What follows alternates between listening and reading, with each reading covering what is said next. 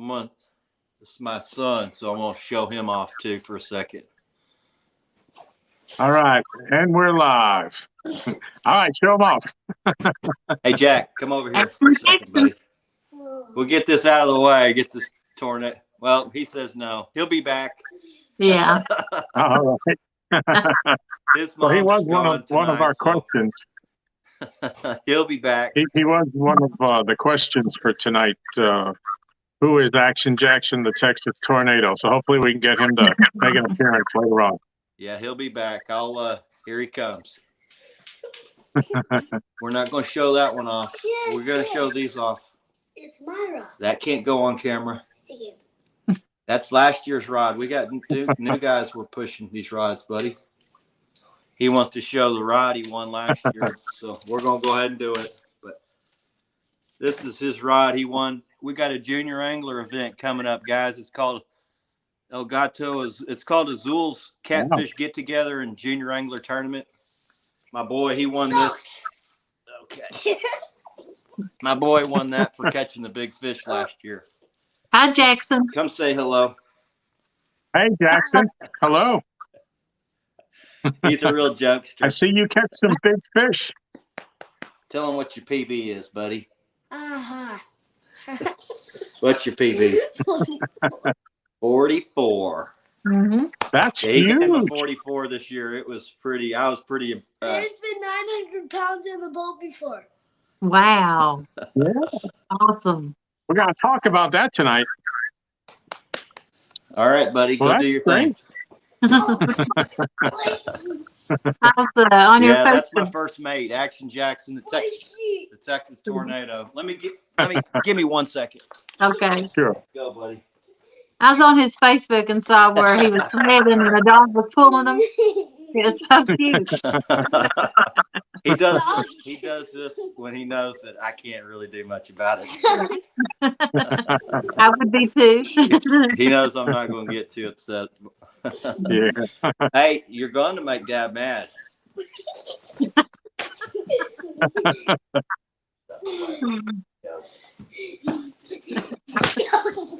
You want to say hi one more time? Okay, then go.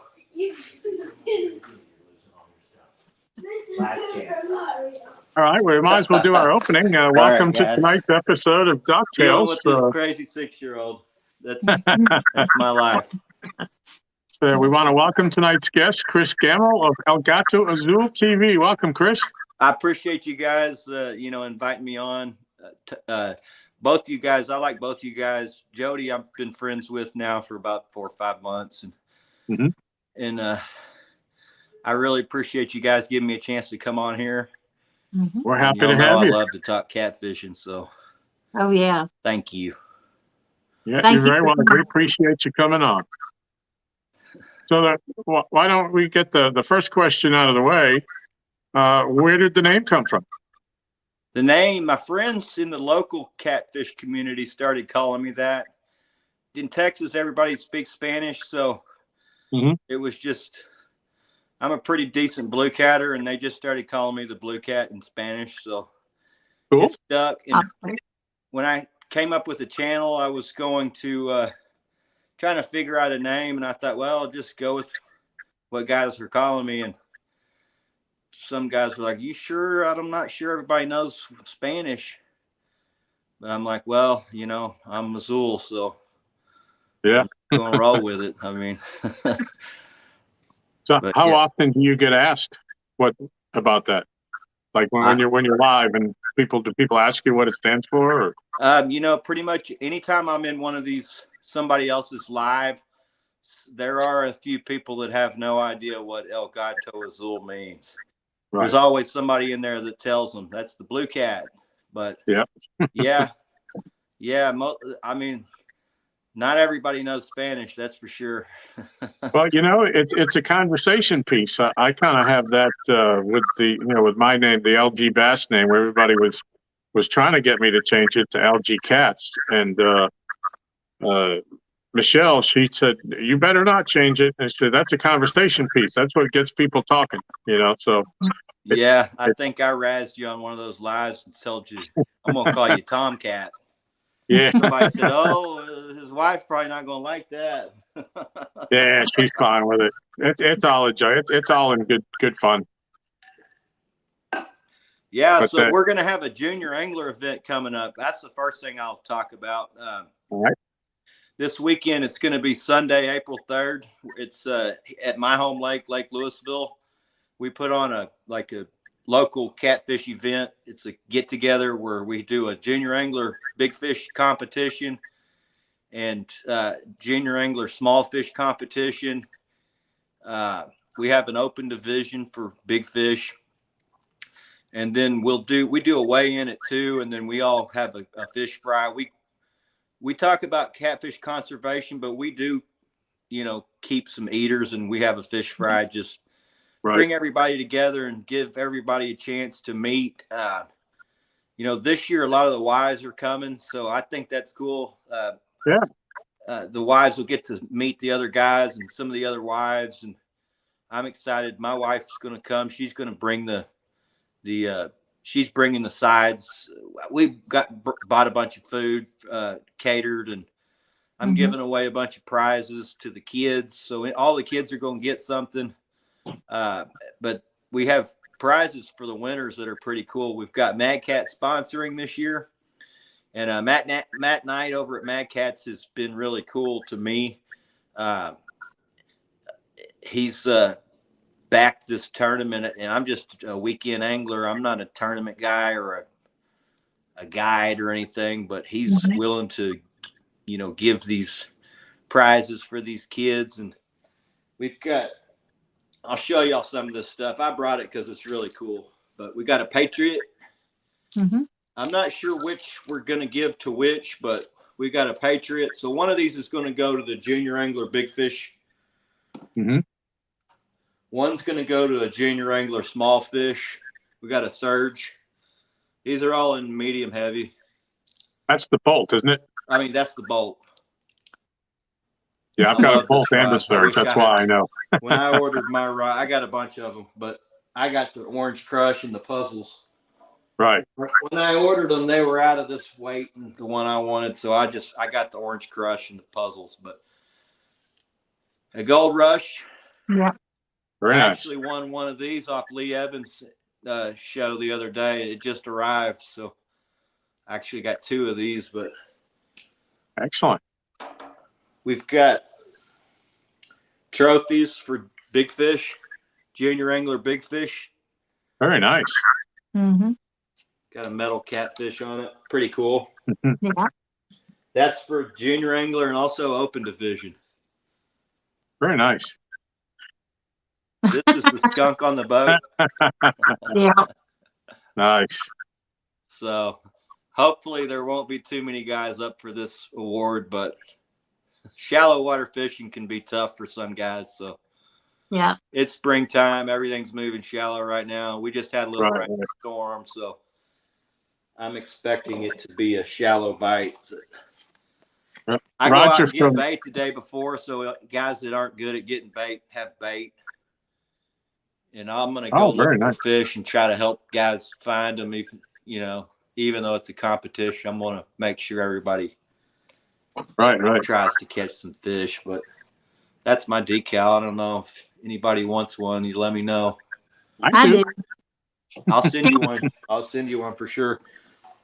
We're giving away cast nets to the kiddos. Ooh. Oh, nice. You don't have to win anything. We're just giving them away. I've got some local guys that make bait called Stubby's Cheese Bait. We're going to give this out to the kids. It's Channel Cat bait. Nice. Mad Cats have just given me hats and bait knives. Just tons of stuff. A whole box full of gear. Those guys are awesome. So I want to take my hat off to those guys for being so cool to me and willing to, support the kid, cause like this. It's not really a cause, but we're just trying to do it to get the kids excited about catfishing and kind of show them. Hopefully we can catch some big ones and teach them a little bit about big fish conservation. And we're going to eat some, so we'll teach them about responsible harvest. And it's just going to be a good day, I think, all the way around. That's great. Roger from Muskrat Adventures says, "Hats off for doing the kids event." He sponsors a kids tournament as Yeah. well. So, when I saw that Roger was putting that tournament on, I was like, oh, I got to get into that. I think it's an online tournament. And I checked the date, and me and my wife it's our 10-year anniversary. So we're going to be going out of town for that event. So we're not going to be able to do it, but I wish I would love to have made that event. I love Roger, man. He's one of my favorite guys on here, and I'm hoping one of these days I can get to fish with him. Right. Now, we did put a link to your get together in the description section for the video tonight, and we also put the Mad Cats link. I since appreciate they've been that. gracious enough to We'll help you out. probably do like a little live stream for that event, and I'll live stream from my boat. I've been doing these live streams.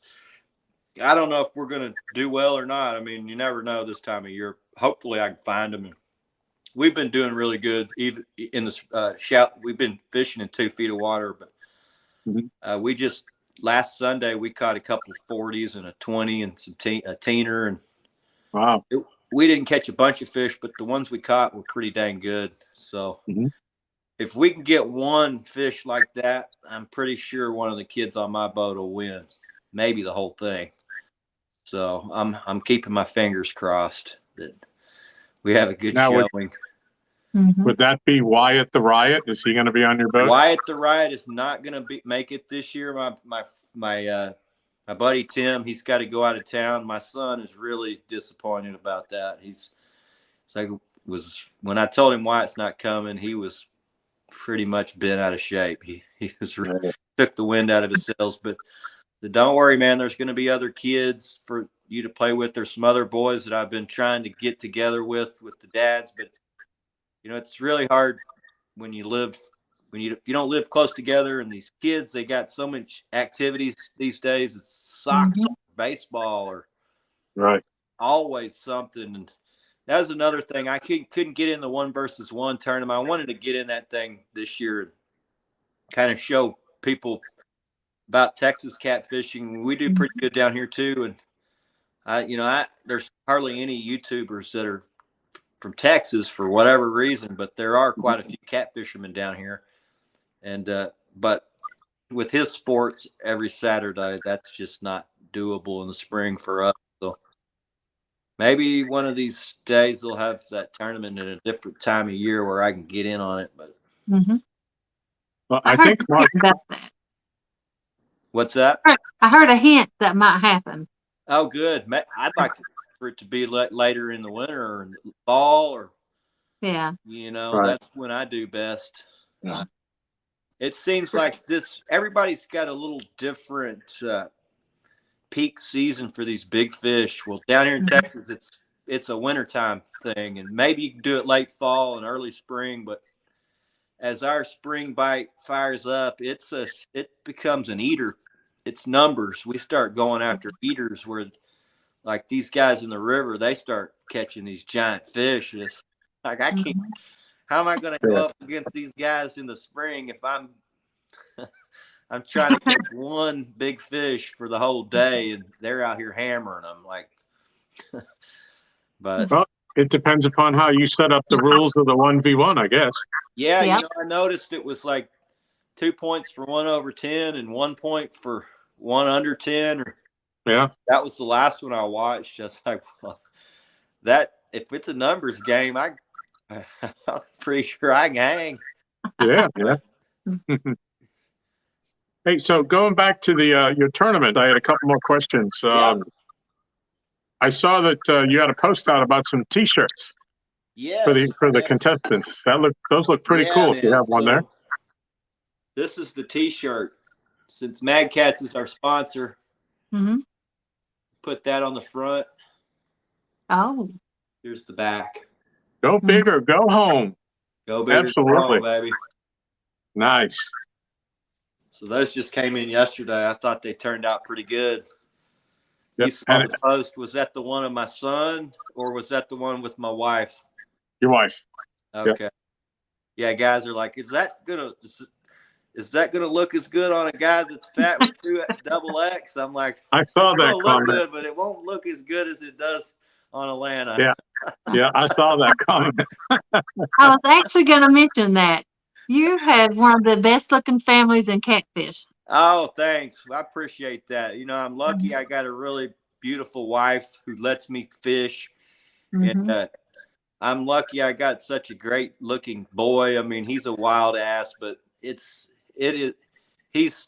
a really good kid. Even though what y'all see on the video, he is wild, but I also kind of let him go wild on the boat. I don't want to have to discipline him a whole lot. I've never have. I mean, at 2 years old, when he comes on the boat, it's a free for all. You can swing from the rafters. You can do whatever you want as long as you don't get hurt or tear up my stuff. You can go wild, but sometimes you can see it kind of it's aggravating to me. Yeah, but I'm excited because it's springtime and it's going to start warming up. My wife gets to come more. Mm-hmm. I enjoy when she gets to come, even though it really bends her out of shape when when my son goes nuts. She's like, you just let him go nuts out here. Yeah. I don't want it to be some big, butt spanking fest out here on the lake. Yeah. I was going to ask you if she liked to fish. She likes to fish. She does. She's obviously not hardcore like me, but she likes to fish. She's a fair weather gal, and I'm a foul weathered fisherman. I like to fish when it's nasty, cold. If I see a rainstorm coming, I'm like, I'm going to the lake. And if it's windy, I'm like, I know exactly where I'm going to go fish. And she's like, I don't want to go out in that. And if it's cold, I'm like, bundle me up. I know it's those types of events. I know where to go, and for me, I do better in that kind of stuff. I think the nastier the weather, the better the fishing. But she wants to go when it's no wind and it's 85 degrees and it's 11 a.m. That's okay. Yeah. So it's a different type of fishing when we go. It's more, I call it pleasure fishing. We crack a beer. We're in our bathing suits. I throw my son in the lake. It's not really about catching fish, more about just spending time with the family and trying to have fun out in nature. I'm an outdoors guy, and I'd rather be out there than sitting at home on the weekend. But like you guys too, I'm sure. I mean, I can tell you have lots of different activities. Do you have a zip line in your yard? We got a zip line. Yeah. People are like, that boy, I can see an emergency room coming. Most people are worried about my wife, trampoline. she likes to get a couple of glasses of wine in her, and she starts zip lining. I'm like, I don't know if it's the best time to be zip lining. But it's fun. Yeah, we have fun. Yeah. And Chris, we got a big backyard, and it's good for a wild kid like him to play in. And we got a little koi pond. He can go. He got in the thing yesterday. I was like, he's something. Okay.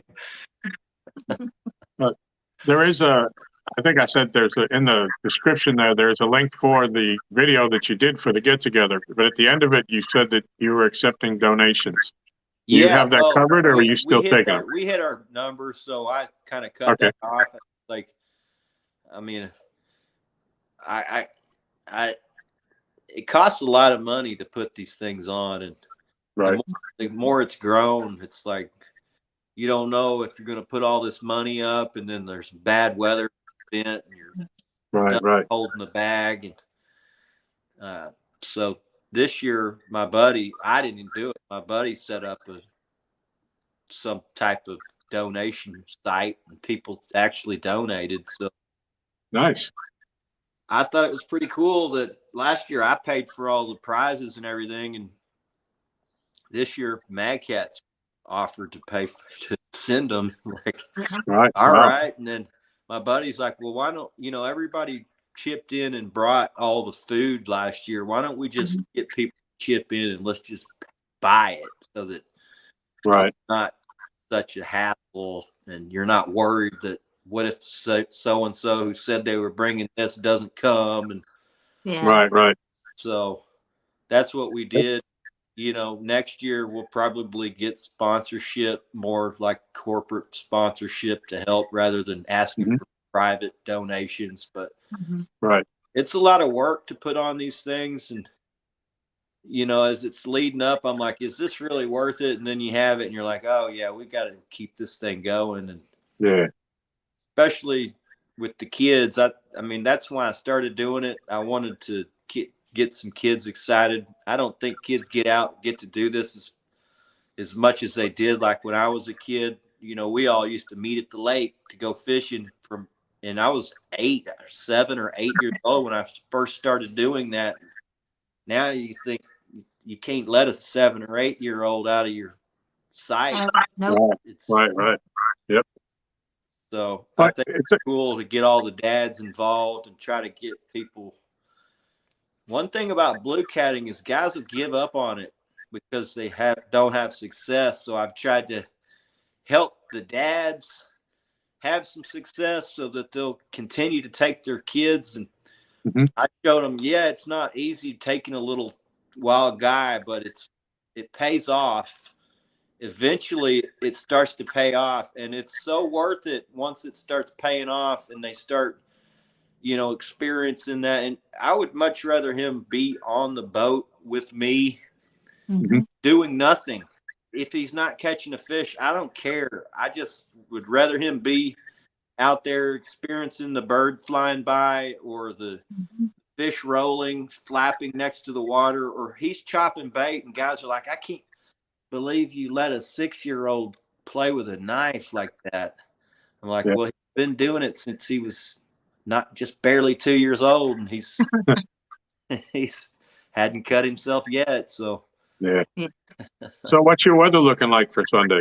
Oh, well, they had me nervous. They said it was going to be 64 with north wind at 15 mile an hour. And I was like, oh, hell. Wow. But as we've gotten closer, and they had no rain beforehand, as we got closer, we had a rain event last night, and the temperature is now like 83 degrees with a south 10 mile an hour wind. It's southeast wind, 10 mile an hour. We just had a rain. Like perfect. Excellent. Yeah. So I think that it should get the fish to move up to the north end where the water's coming in. I can probably go find them pretty easily, tell everybody where to look so that they can have some success. Right.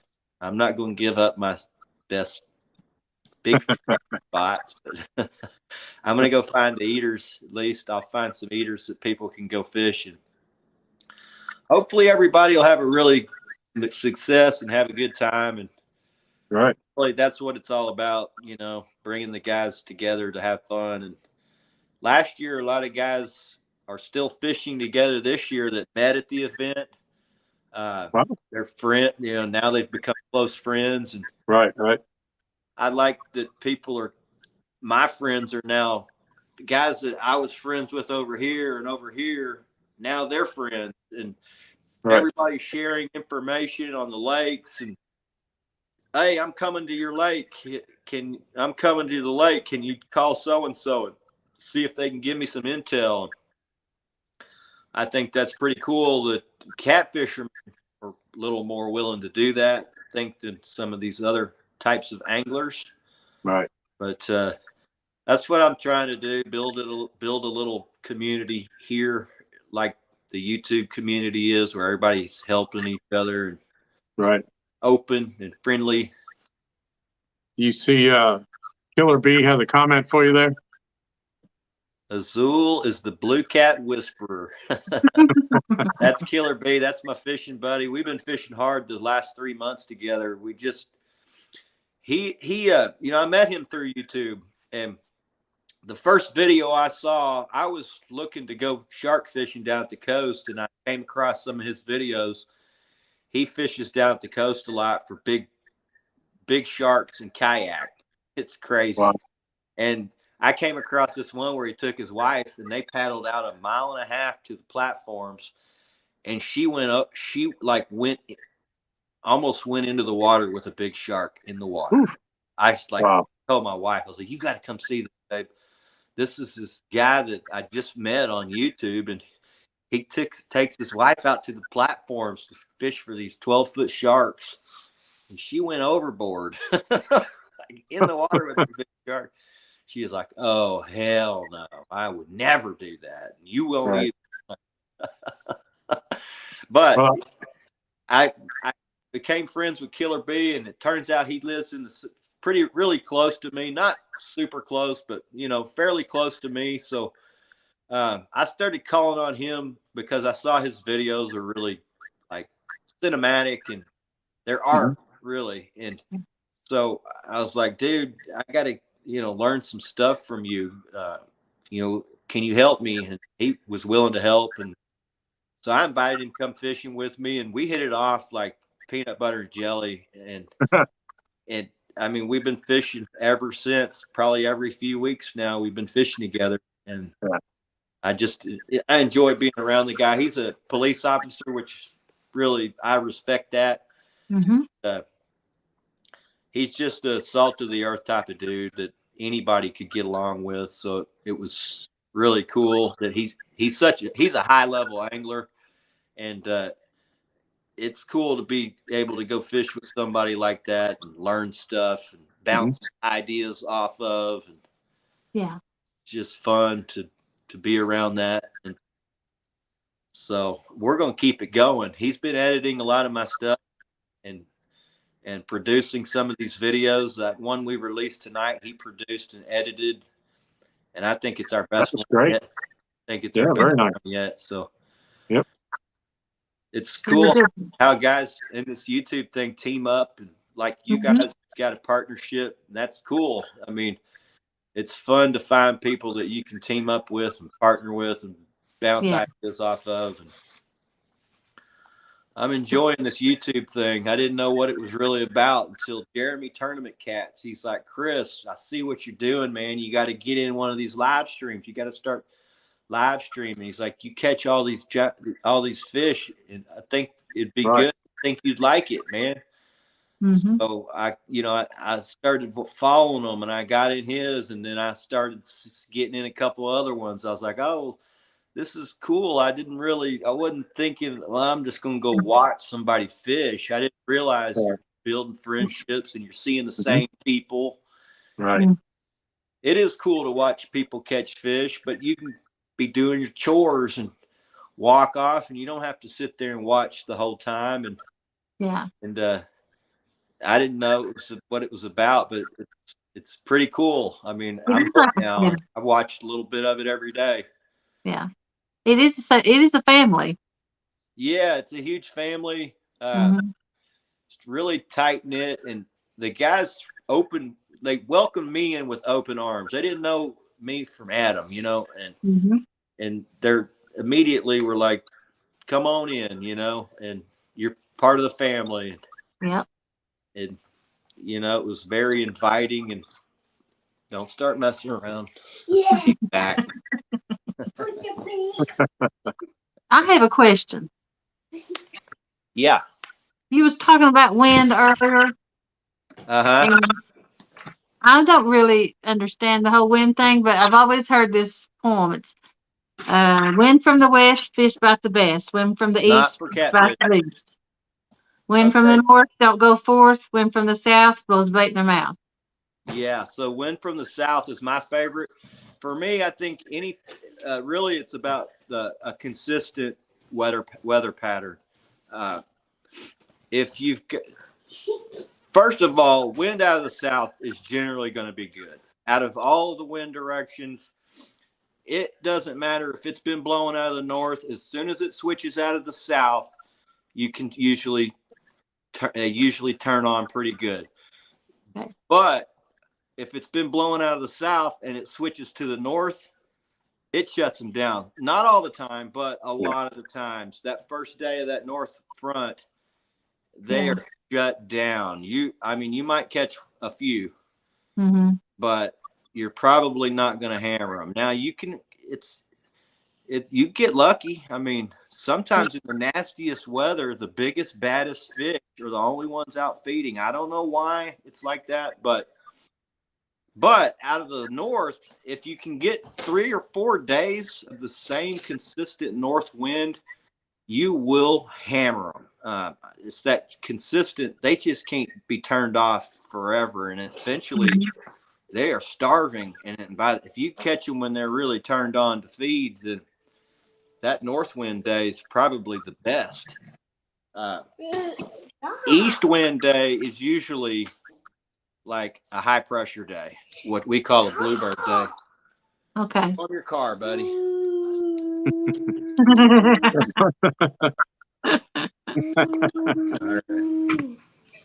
Is that a bus? Don't laugh too much, guys. He's like a magnet to that. All right. Hey, Chris, Killer Bee has another. The front broke off. Imagine that. He broke something. Uh-oh. Yeah, Bill, he's a police officer, and he's actually, he's set up. Chris has never asked me one police story, but I'm a landscaper. That'd be like coming on the boat and some guy wanted to, that'd be like coming on the boat. All right, give me 1 second, guys. Hey, Jody, why don't we do some shout outs? Okay. You want to shout them out? I don't know. We'll never get back to the top. All right. So it'd be like, if guys come on the boat and they start asking me a bunch of landscaping questions. Right. I'm not out there to talk about work. We can talk about anything, family, friends, fishing. And my wife will be like, well, what did y'all so what does Bill do? Oh, he's a police officer. Well, did he tell you any stories? I'm like, no, about his kids. Yeah. What did you talk about? I talked about my son and my wife. And, right. Stuff like that. And, and Is that why you got the clovers in your name? What's that? Is that why you had the clovers in your name for your landscape? No, the clovers. So I got Irish in me, and you can't tell too much, but this beard will turn pretty red out in the sunshine in the summer. So the clover thing was, I was trying to wanted to have some luck on the boat without having a bunch of superstition. And so I started seeing turn that off, son. Not watching TV in here, buddy. All right. Turn this off. You're not funny. All right. Well, we got 35 people in here. I love to see kids. I don't have any. Mine's grown. I got no grandkids, so I enjoy seeing kids. He's fun, but he's a turkey. He's that much more funner then. He's a jokester. He's always got to push the limit. If you tell him no, he's going to do it. Yeah. I was telling you, Chris, when we talked the other night, my grandson came and fished with us for a little bit last weekend. Yeah. And he got to see his first catfish and touch it, and he actually named it. So he named the catfish Alfred Blue. So, wow. That's a good name. Yeah. First one he caught, he was petting his whiskers and giving him some pets. And he's like, what are these horns on him, Dad? Yeah. Well, he was really good about it. We were fishing at night, and his mom was there, but he crawled up in my lap and he just waited until he heard the bells ringing. In the dark, we put the bells on the rods, and he was just having a blast. I hope that he keeps that passion. Yeah. It's tough. One thing that's cool about fishing on a boat with a kid is I tried to take him shore fishing when he was really little. Mm-hmm. He was neck deep in the water within 2 minutes. Yeah. So that was not going to work. But my wife, I used to have a bass boat about 10 years ago, and when we going to have Jackson, my wife's like, well, you're never going to take that kid out on that bass boat. There's no way I'm letting you take that baby out on the bass boat.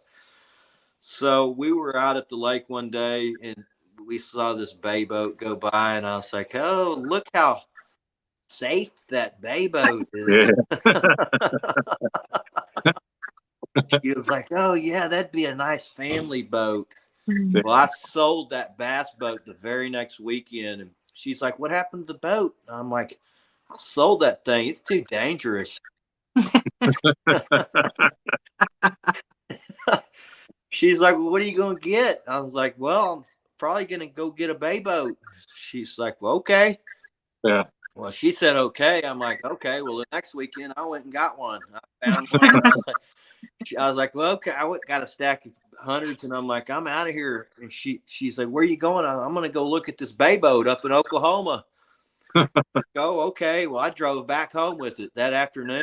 She's like, you got it? I'm like, yeah, I went looking for it. I told you I was gonna go look. She couldn't believe it. But, you know, now she said that boat's a blessing. It was one of the best family things we could have done because we spend time out there in the summer. And I got a little grill. I'll cook hot dogs, and we'll just sit out there and hang out. And I always got some rods out and catching some fish. It's fun, you know. It's fun to be out with the family. It's not hardcore fishing like y'all see me and Bill doing, but it's different and it's fun. I like all kinds of fishing, really.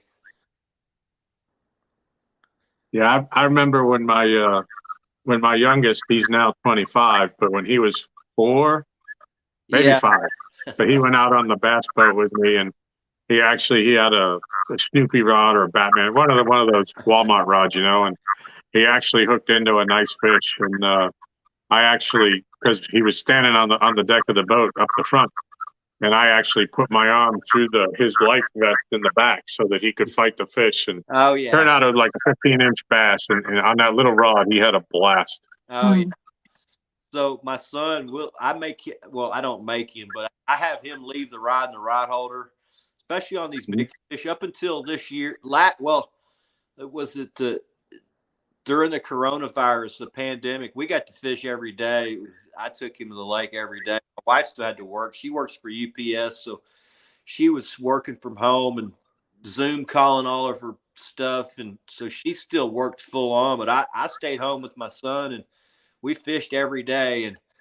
And it was springtime, so it was eater season, and he'd get to reeling one in. I'd let him pick it up and fight it out of the rod. But that fall, we started catching big fish, and he like couldn't handle it. So I learned to lead the rod and the rod holder to let him battle it. But he would rather catch eaters because he doesn't want Dad helping him. Right. He wants to do it all, and if he can't get it, he gets discouraged. And I got to really root him on so he doesn't give up on the fish, or he'll have. You know, a big blue cat, you get them pretty close to the boat, and then they decide that's when they want to really put up a fight. And that's when they do that, he's just like, I'm like, oh, just okay, I guess I'll finish the thing off, you know. But it's fun. It's he's caught 340s this past summer, this past winter, and before that he was stuck on a 20. I think he caught 2 or 3 26s the whole year before that. I'd give him a 30 and he couldn't do anything with it. I mean, he'd get discouraged and it would upset him, you know. I was like, not what I was really trying to do here. I was wanting you to really get excited about catching these big fish, and you're all bent out of shape because you can't do it. So this spring or this fall, we went with my friend Tim and Wyatt the Riot. We went to Lake Tawakoni. It's one of our better fisheries. We hung a big, I didn't know it was a 44, but we hung a pretty good fish. I thought it was around 30 pounds. And let's let Jackson battle that thing. See if we can get him a new PB. Well, the fish swam straight to the boat and right into the net. And it was 44 pounds. Like, holy smokes. I couldn't believe how can you go from the 26 and not getting it to now you got a 44 just like that. But yeah, it was pretty cool to see. And he got really excited that he got that 44. And he'll tell everybody, my PB's 44 pounds. And guys are like, I've never even caught a 44. Well, I see you're looking forward to trying to get him the junior record. Yeah, so we've been chasing that junior record. Last year he broke it. He not the blue cat, but he broke 3 junior records last year. But I didn't have my scale certified, and you know, it had been out of certification about 2 years. I used to keep it more certified when I was trying to chase records myself, but I lost interest in it, and just because you can be good, but you got to be lucky also. And right. I fished by myself a lot, and when you catch one that's really big, they're very hard to get in the boat. Once they get over like 50 pounds, they're hard to get in the boat. Now 60 gets difficult, and if you get one that's 70, a lot of times you just lose it. You can't get the thing in, and unless everything works just right, you hook it just right. Since then, I've learned to have a little more patience getting them up and tiring them out and stuff like that. But before that, I'd get a big one, and I just want to get him up quick, and he'd still have a lot of fight, and I'd lose the thing, or it would tangle everything, and I'd be heartbroken. But last year he broke the channel cat record 2 times and a long nose gar record, and we didn't have scale certified. So when he broke that channel cat, he broke the channel cat record 2 weeks in a row. And when he broke it that second time, I'd already decided I'm going to get the scale recertified. And so I took it back to get it recertified. Before I could get the scale back, he broke the long nose gar record. And I was like, So I've got it certified now. We have this year, we've had 2 or 3 chances for him to get the blue cat junior record on 2 different fisheries, but one of them, my buddy brought the fish in, and my son had already caught a pretty good one, so he's good for 1 big one a day. After that, he's done. And the second one, I just didn't think it was. I didn't know what I had. I thought it was a 30, and if I'm like, I think it's a 40. I let him fight it. Right. And I got it up to the boat. It was 47 pounds. It would have broke the junior record. So, wow. I think this next season he'll be able to reel more of them in than just one. So he'll have a better crack at it. But this past winter, it was like, I've got to try to pick the right. If I think it's, big enough, I'm gonna let him get it. And so he brought in 340s. I thought he might have a chance, but he didn't get it. But he'll get it. I'm pretty confident he's going to start collecting some of those things. I mean, we're around them a lot. A lot of these junior records are attainable if you are ready for it when they happen. You got to have the certified scale. You got to know the protocol to get the record certified. You got to take it to shore. It's got to be weighed on shore. You got to take measurements that are documented by a third-party individual that is not in your fishing group. So you got to go find somebody on shore who will sign an affidavit. You measure it. You measure the length. You measure the girth. I video it as well. But and then they sign the affidavit, and you send that in and get you a record. But we're on that path. I'm not really care to get them myself, but I'm gonna get him some because I think it'll be cool to hang them on the wall, and he'll be proud of them days. Oh yeah. And what is the record? What's he have to beat? The record is 43 and a half. He got the 43. It's probably 2 weeks ago. He got a 43. He's a half-pound shot. Wow. If I'd have had some more bait, I'd have stuffed that fish. We were out of bait. But yeah, it was close, and I thought he had it, and I took it to shore, and I was like, even though it was a little bit under on the boat, I'm just going to go to shore anyway because it's hard to get a scale to lock in on the boat. I mean, you can get an idea, but it's fluctuating a pound or two. Right. that scale just won't. It's got a lock in feature, but it won't lock in. You can't get an accurate weight in the boat. So took it to shore, didn't get it, but we'll get it next year. I'm pretty confident next year will be his year. We fished 4 different fisheries, and all 4 of them, I think he's got a shot at getting them. It's just going to be up to Dad to put him on the right fish that day, and it'll be fun when he gets one because he knows now what he's after, so he wants one. He likes trophies and stuff, so he's looking forward to this event. He thinks he's got a shot at getting that trophy. Like, don't get too upset if Dad can't get you on them, buddy. Take some luck. Right. Well, we have 35 people in chat at the moment. All right. Welcome. Thanks for tuning in, guys. I can't see the chat. Let's see. We can do some shout outs. I'm not going to go all the way up the list because obviously there's a lot of duplicates here, but Paul Boyd's in the house, Angroville. Your buddy Killer B Outdoors, and his link is also in the description. Don R, Tim Molina, Wanna Be Outdoors. Brian Beans in the house. Duggar, Danimals Creations. It's All Mine. Trophy Seekers Outdoor, Daryl. He will be our guest next week. All right.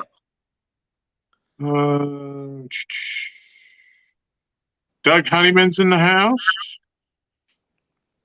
Chris Everett, Uncle Jeep, Lance McCouguy, Fishing with Squirrel, Skin and Scales, my buddy Ron, welcome.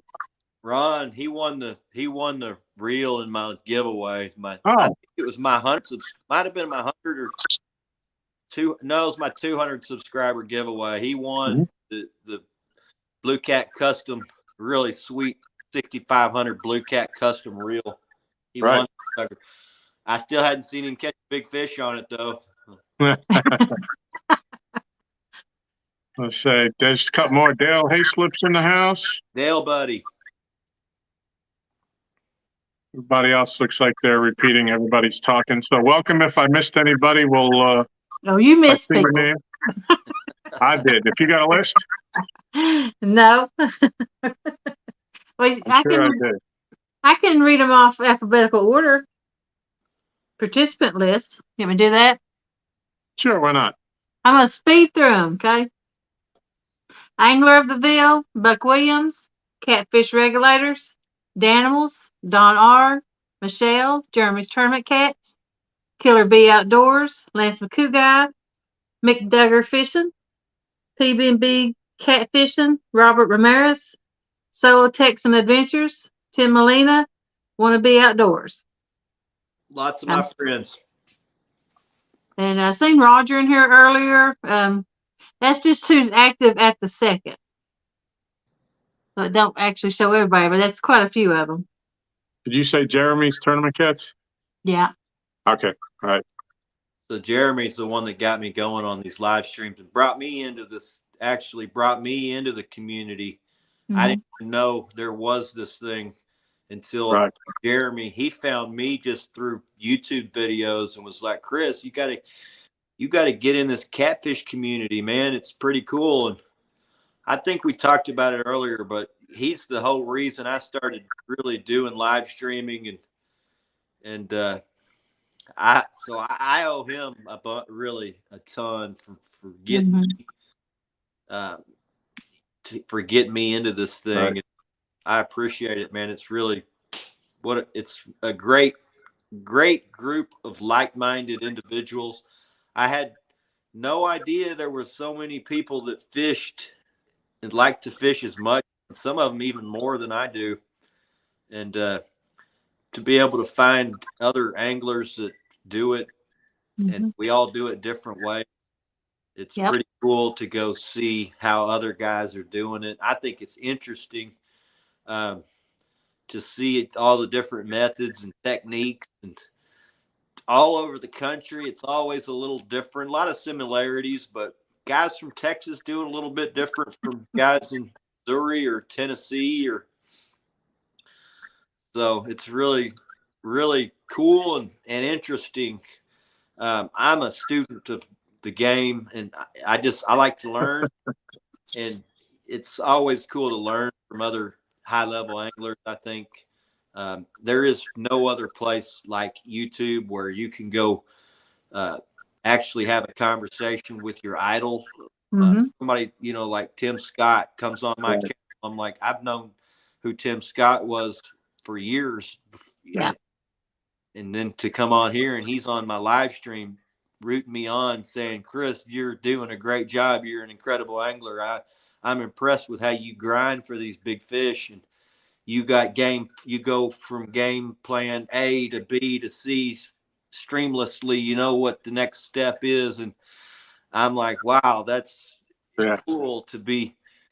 It's I don't know. It's like reassuring. Oh man, I must be doing something right if this guy is telling me I'm doing something right. Right. It's like, wow.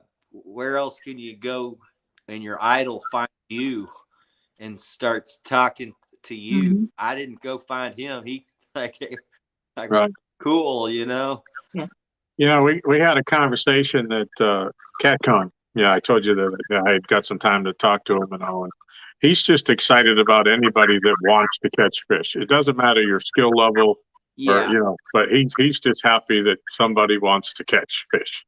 Yeah, he gets really fired up like I do. People that have watched me know I'm like a kid when I catch a big fish. I've caught thousands and thousands of them, but I still get fired up for every one of them. Like it was like I'm, 15 years old and I'm hooting and hollering. And if you're close by on the lake, you know who I am. I'm the guy over there yeehawing and woohoo. And yeah, buddy. Guess what? I heard him talking about you on another channel. Oh, yeah? Is it good or bad? Yeah, talking about how you was a great fisherman and somebody to watch and, your waters cool. and he's doing. So, yeah. Awesome. What channel? I think he was on Avids. Oh, yeah. I believe that's where I saw him at. He was on Avids. They was doing a show and he mentioned you, I think. That guy's like an encyclopedia of catfishing knowledge of all varieties, really. And you can sit there and listen to him. I don't care how good you are. Yeah. You can learn something almost every time you listen to the guy. I know. It's incredible how much stuff he knows. And I mean, if you like learning about blue catting, just go listen to him talk for 15 minutes. And right. You're going to learn something every time almost. Speaking of blue cats. Yeah. What's that? That's one we got about a month ago. That's a monster. Yeah, it is. How big was that one? That one went right at 50. That one's right at 50. That was one that I was wanting my son to catch. But unfortunately, I don't know that he could have gotten that one in. But yeah, that one was about a half pound shy of the lake record. I got that one in mid-November. Wow. That was a fun one to catch because the water was still warmed up, and man, he was feisty. Hey, Uncle Jeep. Yeah, buddy. Is that the same fish or? That's the same fish. All right. My favorite. Yeah. That was the very first day that I had my boat in the water, my newer boat. And I had my wife on board that day. We hammered them. I didn't even have electronics. I just told my wife, no electronics, but we're going anyway. I'm just going to go off pure instinct. And it was one of the best days of fishing I've ever had. No electronics, just going. We got lucky, It's like I knew that day this boat is destined to be lucky, Yeah. So catfish and crappies in the house. What's up, Mark? Well, when I saw the picture, I literally said, "Oh my God," out loud. Well, actually, when Jody sent me the pictures so I could do the thumbnail, she told me, do not use the one with the flat head, because I figured she wanted to show that one off. Tell us about, you don't usually catch a flathead. No, right? we don't target them too much. I did, when I was younger, that's really how I got into the big fishing. That's how I got hooked on big fish. Louisville, my home lake, used to be probably the best flathead fishery in the entire country. And the world record when I was a boy came out of Lake Louisville. It was 101 pounds. And at that time, the guys were pulling out 70, 80, 90 pounders every week. I mean, the lake was just chock full of them. It was a full timber lake. It was deep, the Trinity River impoundment, and it was before all these chains of lakes were built. And so it was a magnet for big fish. But the guys back then, they used different catching methods. They ran a lot of trot lines, and they put them in the catfish highways. And they also used what they called snag lines, which was a type of trot line that they would float about this high up off the bottom, and the hooks were all pointed up. And they would put them in the highways, and the fish would just run and hook themselves in the top lip, and they would just haul giant after giant out of the lake. And you just can't do that with dinosaur fish. They don't reproduce quick enough to resupply themselves. And then if you do it long enough, you remove the genetics. And I'm sure there's still some giants in this lake, but it's been a long time since I've seen one over 80 come out of there, or even heard about one that big coming out of there. We still catch some 30s and stuff from time to time. I do see some guys that get lucky. I've seen a 50 come out of there in the last couple of years. So there's some good ones in there. I don't think guys really target them as much as they used to. They used to target them with trot lines and big live bait. And guys now with trot lines are using little cut bait. It's different. There's not as many flathead anglers here as there used to be. I think because it's gotten a lot more difficult. So,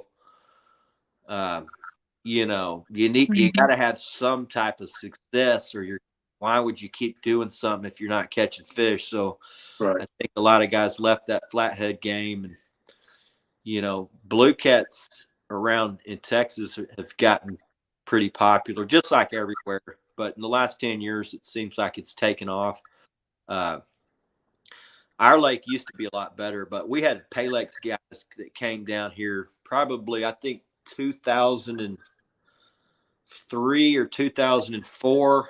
They came down with tanker trucks, and they would jug line with hundreds of jugs. And certain time of year, they would just haul out. They'd be here for 2 weeks at a time. They would fill the tanker truck, and then they would take them up northeast somewhere to the Pale Lake. I think Arkansas and North Carolina and places like that, they would take just tanker trucks full. And you do that, doesn't take long, and you can really damage a fishery. So it seems like it's taken a long time. That was a long time ago, but now we're starting to see bigger fish. Guys are like, what are you talking about? You catch all these big fish. I'm like, yeah, but I used to catch a lot more of them in this fishery. It was a lot easier. I'm 10 times the fisherman I was then, and I'm still barely ever, on my best day, I might have one a day like that. Used to, you could just go anywhere in the lake and catch pretty good fish, but it's changed.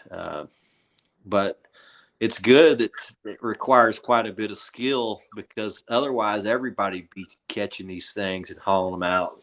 Yeah. So Danny Stone says the trout liners and gill netters have moved into his area, and he's already starting to see an effect on his spots. That's terrible. So, yeah, Texas is one of the front runners for regulating that kind of stuff out. So they do allow some commercial fishing, but it's usually it's only on some of the border lakes. It's not on the interior lakes. They've become recreational fishing lakes now, and they're protected from the commercial fishermen. To try to stop those guys that were coming down from the pay lakes, they put restrictions on a lot of our what they call trophy cat fisheries, like my home lake. They put a slot limit where you couldn't keep you weren't allowed to keep fish between 30 inches and 45 inches, which was all of them, basically all the big fish. You could keep one.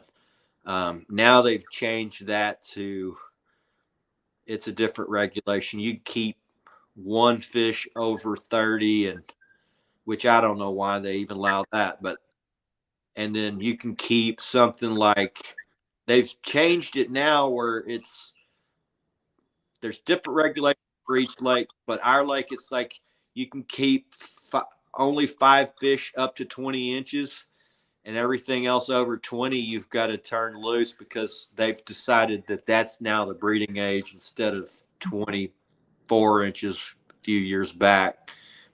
I think it's good. Heck, I mean, how many fish do you really need to put in your freezer? They're pretty easy to catch at that small size. I don't know why if you need some more, just go catch a few more. I mean, why do you need to catch all these big ones and fill your freezer? You know, also the guides. I got a lot of friends that are guides. They probably don't want to hear me saying it, but the guides really need to probably cut down on their harvests. That you don't have to give everybody a limit of fish. I don't think. I bet if you asked 75 to 85% of the people that got their full limit on a guide trip, if you asked them 1 year later, I bet you the majority of that fish is still sitting in their freezer, uneaten, freezer burned. And at the end of the year, they're like, oh, we forgot to eat all this fish, and they just go throw it away. And so I wish they would self-regulate a little more and try to educate people and say, but I get it. They're trying to make a living. And these eaters do need to be harvested too if you're going to, grow the bigger fish. But seems like times are changing. There's a lot more blue catters now. And if you start giving everybody 25 fish, it's going to affect our fisheries, not just the eaters, but the big fish too, because these guys are still, even though a lot of us really hardcore blue catters turn them all loose, there's a huge number of people that are still keeping big fish. All you got to do is go on Facebook on Catfish America or one of those, and you'll see tons of guys keeping 50, 60 pounders and bragging about it. Saying it's my right. I'm like, yeah, well, it is your right, but you'll never catch that one again. I mean, and you can't fault us people for wanting to protect what we love. I mean, they get mad as hell at us for saying, oh, I wish you'd have turned that loose. Then they jump all over you for saying, I do what I want. It's my fish. Right. Well, it is. And they say, oh, how can you tell somebody who's starving that they got to turn their fish loose? I'm like, I don't know that there's too many starving people here in America anymore. Even poor people, they don't know what starving is. There's Hey, Tim not Molina a whole lot of people that are hurting for food. Even poor folk get eating pretty good. Tim Molina has a comment for you. He said, on your worst day, you still seem to do very well. Thanks, Tim. It's, it's like everybody. We have bad days too, but we've been doing it a long time, and I will grind. The worse I do, the harder I will grind to go try to figure something out. And it's those days that I have not caught fish where I've probably learned the most. And when you do something like blue catting for a long period of time, you are going to see different scenarios throughout the season. And you might see something that you can use. It might not be that year. It might not even be the next year. Right. But 3 years down the road, you can look back and say, oh, I remember that day I got skunked and I went and looked for fish that day. I'll always, if I'm getting beat, I'm going to go try to at least go look around and find something that's interesting or different and try to figure something out at the end of the trip. I don't just leave the lake. And I think by doing that, I've learned more from getting my butt handed to me than by being successful. You just, over time, you'll see little things. If you go look around the lake, you'll go look for areas that you've never even thought fish would be. I've found areas that are holding areas. I call them home zones. It's an area that fish will just magnetize to. And you can pull that stuff out of your pocket on a certain day. And when you're losing and well, I got a certain area that I can probably go do a little something when the conditions are the same or so. Yeah, I get beat. I still get beat at least once a year. I'm going to take a skunk. I think that's probably about, I mean, it's just part of the game. You're going to get beat sometimes. Yeah. If you can try on those days where you're getting beat to go learn something, don't just give up and go home. Go spend a little extra time looking. Even if you don't get another line wet, just I get on the graph and just look, and you'd be surprised what you'll find on those days. And sometimes I'll be getting beat the whole day, and I'll be 5 hours in and not have a single fish, and then I will go grind and find something, and it's like, oh my God, here they are, and jackpot. It's game on for the last 20 minutes. You're catching fish, but it doesn't always work out like that. But yeah, just keep grinding. That's my motto. Fishing the Dream. I believe that's George Ray, isn't it, Jody?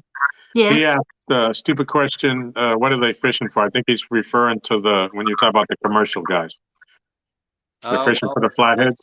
They fish for blue cats or flatheads. Yeah. Anything that is big, over 20 pounds, is what they catch to put in those pay lakes. So, and you put out 200. When you put out 200, jug lines in the right time of year in a certain area of the lake, you're gonna clean them out pretty good. Yeah. And you do that every day for 2 weeks. It'll take a long time for that fishery to recover. Just one or two guys do that. They'll have guys that's like a 2-boat system. If you've ever seen how they do it, I mean, not all of them, but the way these guys do it, they got a guy running the lines, and as he's bringing them in, he's handing them off to another boat, and he's running them back to the tanker truck. And while the other guy's running lines, and then he comes back, gets another load, and they just keep doing that all day, week after, day after day for a couple of weeks or a week until they can fill that tanker truck, and then they're out of there with fish that take 20 years to grow. Like right. Sad thing, but I think hopefully they can get some of that stuff outlawed in some of those states where they're coming to our places to steal our fish. Right. I haven't heard it so much in a while here, but yeah, they changed our regulations quite a bit to try to get those guys from coming down here. So Danny said, people around my area do not release flatheads no matter what size they are. They believe they are the best eating fish. It's hard to watch them dragged up on the bone. I think that's typical for flatheads. I see it a lot. Guys will say the bigger the better. I'm like, I don't get that. I mean, they're very elusive and hard to catch, and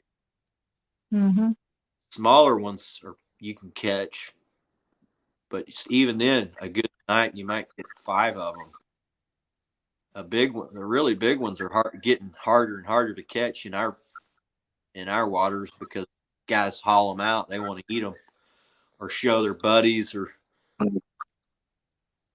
they run limb lines here in the rivers. Guys aren't catching with a rod and reel. They're not. It's not a sporting type of deal. It's just a meat haul. Right. So. Right. So yeah, 3 to 5 Linda, blue cats are eating size. However, finding a good water to catch them is hard. Most rivers are contaminated too bad for eating fish. Our fisheries, some of them are contaminated, and some of our best fisheries, like Lake Worth, it's got a consumption ban because of the PCBs that are in the water from the 60s and 70s. They had manufacturing plants around that lake that contaminated the water, and it's still contaminated today. And people have to turn those fish loose. And so that fishery is in pretty healthy shape. And I like, well, that's a good sign of what catch and release will do for a fishery, because it's tiny and full of giant fish. But yeah, rivers, they all have contaminants. If you're going to be fishing out of a river and you're catching bigger fish, you're going to be eating some nasty stuff. And it's probably not so bad for you or I, because we're, grown. But if you're feeding them to your kid, or if you've got a nursing wife, and whatever you're feeding it to is trying to grow like a child, it's going to be terrible for them. So, eating size fish are 2 to 5 pounds and 2 to 4 pounds or something like that. They're pretty good in our lake. I mean, I wouldn't want to eat too big of fish because they just like she said, they're contaminated. Those heavy metals, gasoline, and from fertilizers and people's lawns that runs off into that lake. It's got tons of stuff people don't realize what they're actually eating. Catfish eat filter feeders, and those filter feeders are down in that nasty muck, just eating it and filtering it out. You'll be glowing in the dark for long. Hey, so tell us about the War Machine. You alluded to it when you got it, but so the War Machine is my boat. Everybody's got a boat name. Mine kind of just morphed into the War Machine because it's just a freaking giant battleship. And guys are like, "Oh, I like coming on your boat because you use it for fishing, and you're not worried about it getting dirty or scarred up."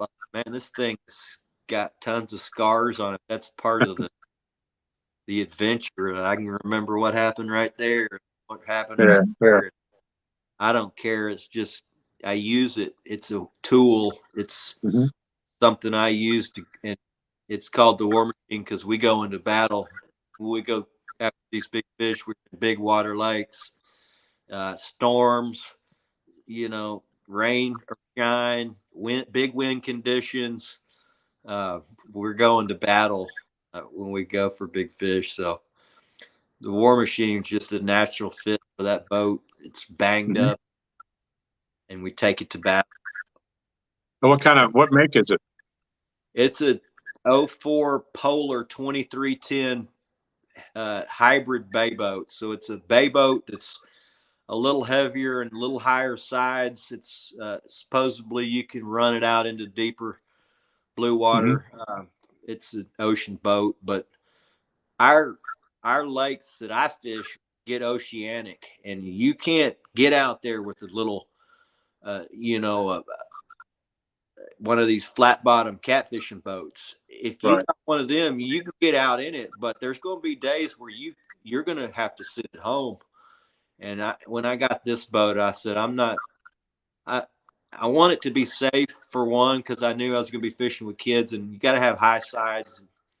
And I'm in a big water lake, and I wanted to have something that I wasn't going to be limited to on days I could fish. We got big wind in Texas. We got big waves. We got big giant boats, house cruising boats, and these big ocean cruising boats. You guys got a lot of the guys got these barge.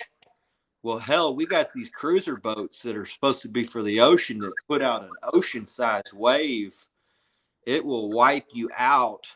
And smaller boat, you can have waves just come over the side. It's a rogue wave. You'll be fishing and it's like swamps the boat. But never had that happen with this boat, and that's kind of the reason why I got the big bay boat.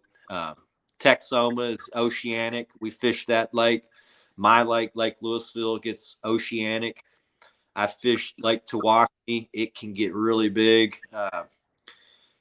So it's a big water boat, and it's probably not for everyone that wants to go fish in a river or whatnot, but for a big lake fisherman like me, it keeps me where I can go any time. There is not really a day unless it's over 30-mile-an-hour winds. I won't go because it's just difficult to do everything.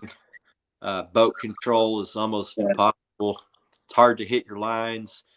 Anchoring a big giant boat in 30-mile-an-hour winds is impossible, even with those giant anchors I run. But I saw that tonight. I've never seen anchors like that before. they initially were called Texas box anchors, and those are made to hold in these silty bottoms that we've got in big wind.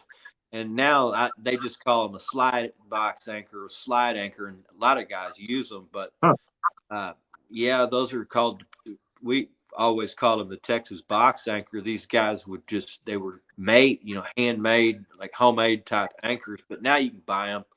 Mm-hmm. But yeah, they will hold a battleship. The one I got is 27 pounds. It's big and heavy. It's not fun to haul out of deep water. And everybody anchor fish when I first started doing this, really got into blue catting. It was an anchor fishing thing. And about 8 years ago or so, I went fishing with a guy in North Carolina named Zach, and he was running these planer boards, and he was vertical fishing with them. And I was like, you think I could drag these things on the bottom? I drag, when I drift, like these guys from Sandy Cooper. And he's like, I don't see why not. So I brought a set of his boards back here and started dragging with them. The guys were like, you troll for catfish? I'm like, yeah, it's actually beats the hell out of anchoring in 50 feet in the winter. I love it. It's actually, and it works. It spreads all your stuff out. So I just quit using the anchors altogether in the winter and started pulling these planer boards. And, now here we are 7 or 8 years later, and you can't hardly find a cat fisherman that doesn't have a set of planer boards. Right. Yeah, it's pretty much standard issue equipment now. Well, that's a small world, because as we talked the other night, you came and fished with Zach on my lake, Lake Gaston. Yeah, I think that's pretty cool. He's a nice guy, and I think he was using that method from guys from up north.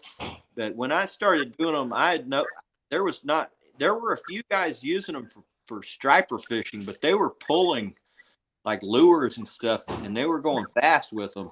Mm-hmm.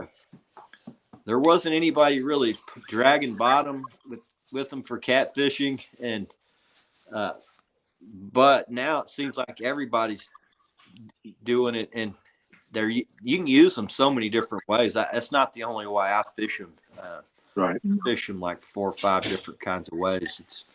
They're pretty versatile tools for catfishing. I just learned to do it because I was tired of pulling anchors in deep water in the winter, and I thought, this is something that's pretty effective, and you can actually target things you could never target otherwise by using them. And now it's a huge part of my big fish game. I mean, it's very rare you'll see me anchor. I'll anchor in the winter and I'll anchor in the fall. I'll anchor in the fall and I'll anchor in the spring.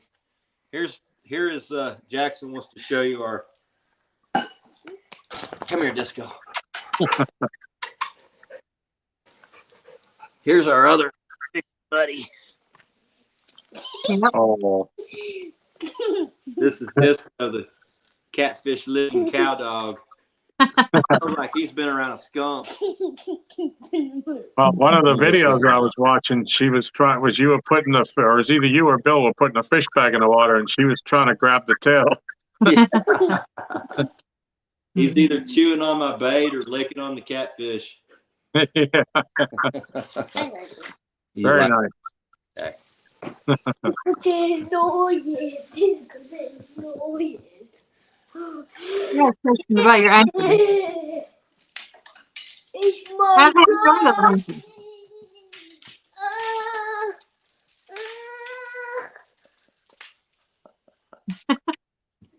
How heavy are your anchors?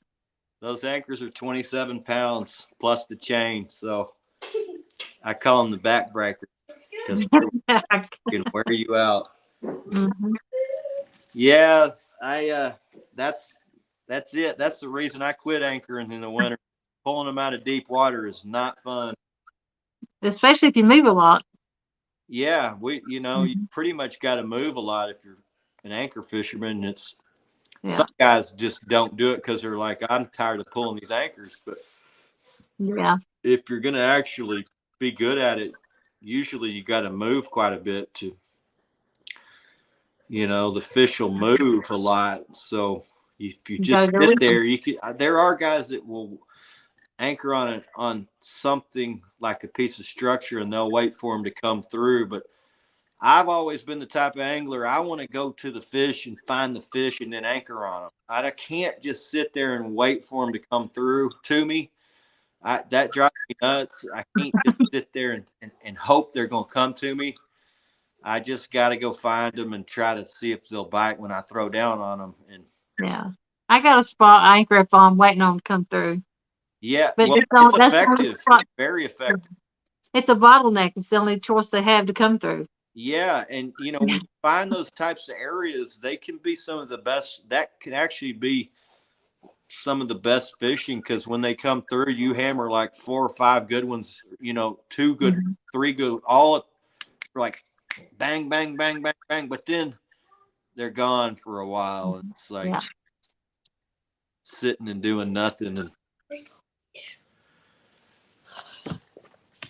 now what I do is I target the biomass. So I'm looking for the larger groups of fish and try to find where, that big biomass of them is. And so I just have a higher success rate when I fish that way.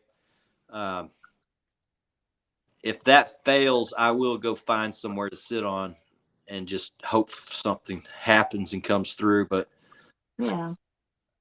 for me, I'm more confident in what I'm doing. If I know I see them there, I feel something in me is like, well, I know they're right there. I can see them on my graph.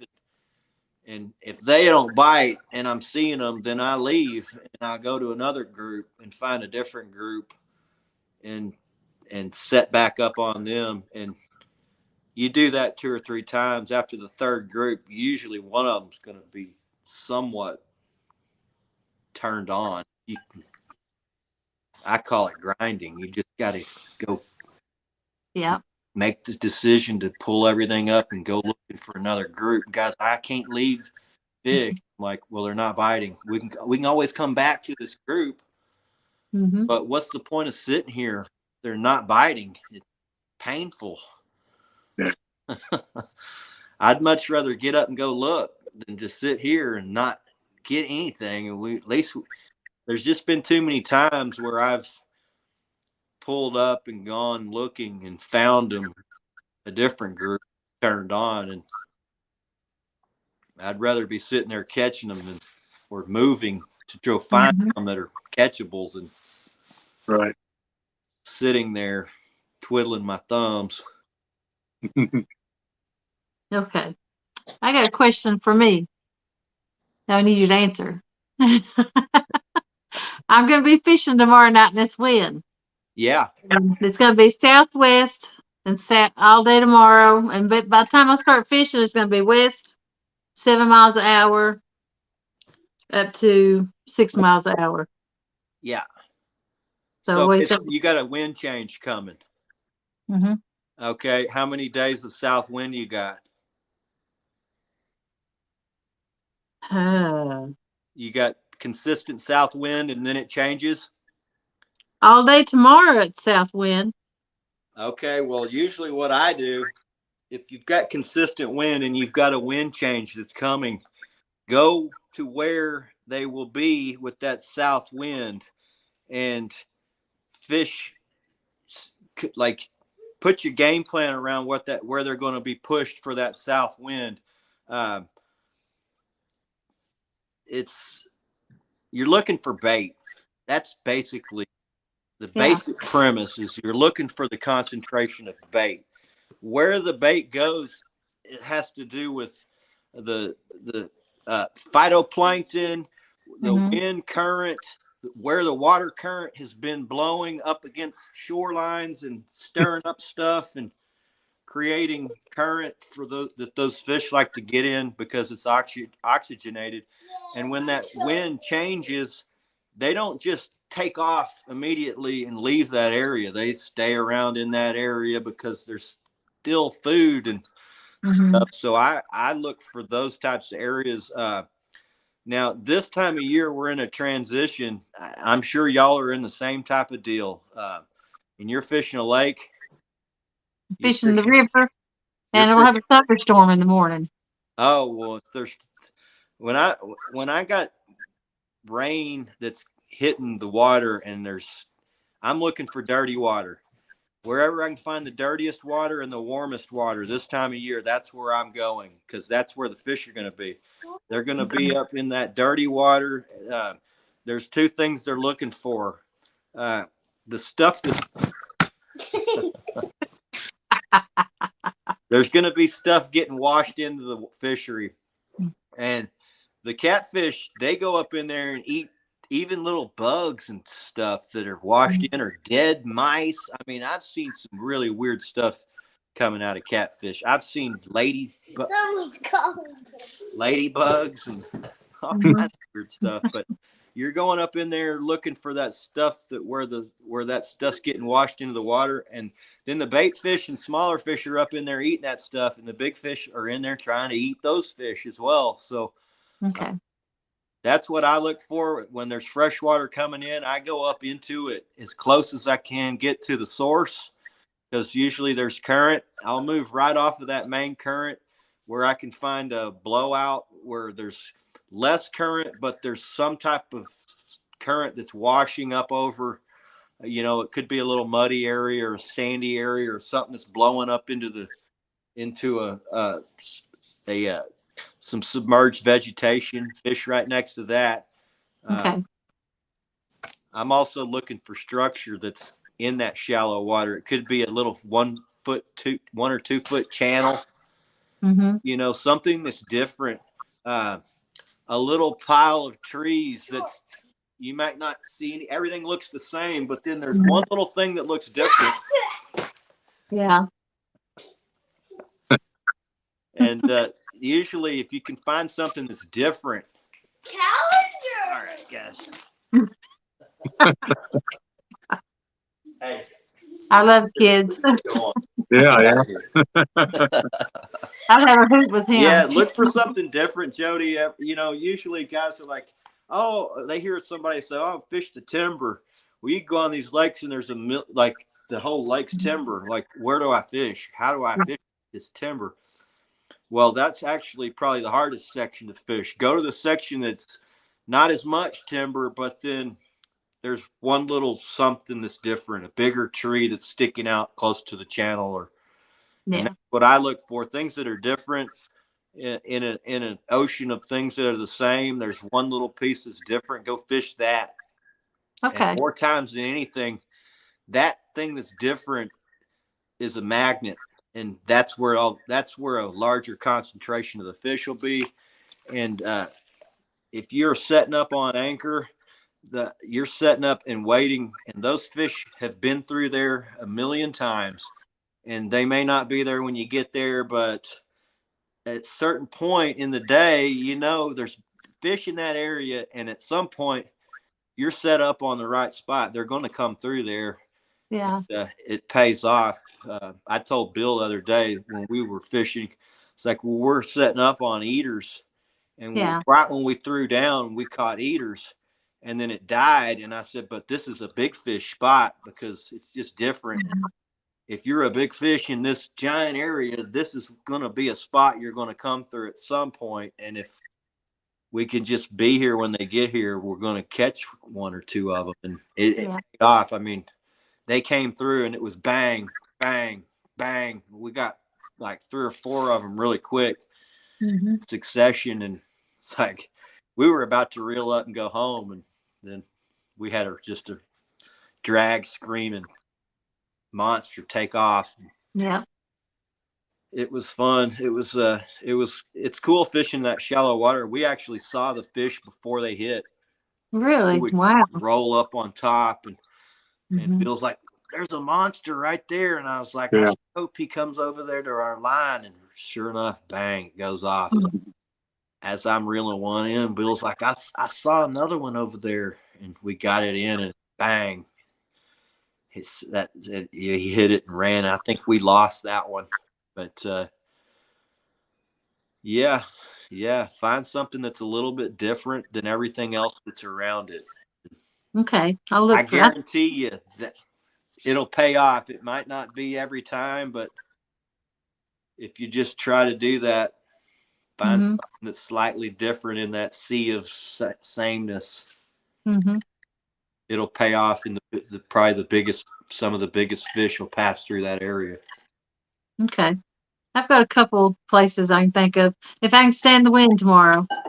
Just depends on the gust. The wind, sometimes when it's really bad, Jody, you can find a protected area. You know, usually you say, oh, get out in the wind, get out in the wind. But sometimes when it's really windy, those big fish want to actually be just out of it.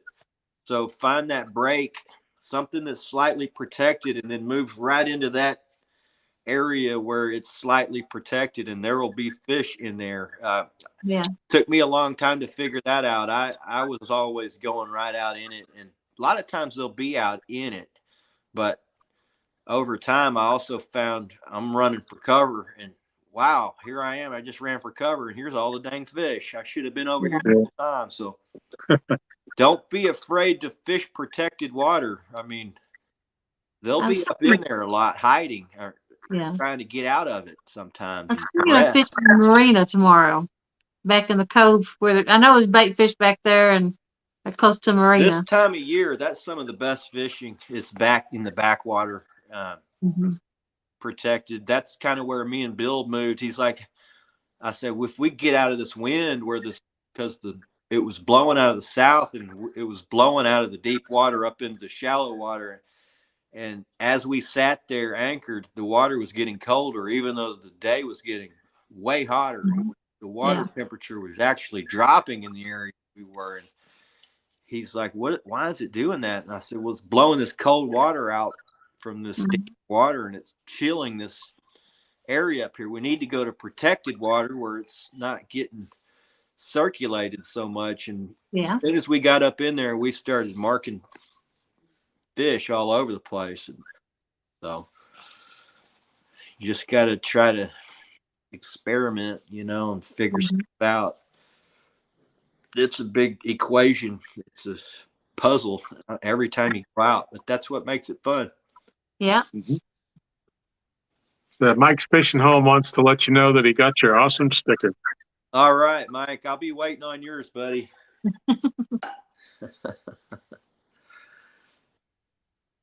And Johnny Smallpepper, Kent Stave wanted to drop in, say hi, and give a thumbs up. Thank you, Johnny. Good seeing you. Thanks, Johnny. Appreciate you, man. Looks like we're up to date on the chat. Okay.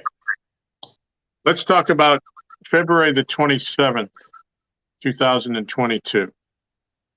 You know what that date is? February 27th. Was that a big fish day or a lot of big fish day? That was the day that you put 900 pounds of big blue cats on the deck of your boat. Let's talk about that. Oh man, that was a great day. I Mm-hmm. did not know the date of it, but my buddy Killer B was with me that day. We did a live stream that day, so Right. everybody got to see us do it. We had been putting up some really crazy numbers probably the month before that, but guys are like, "Oh, you did 500 pounds.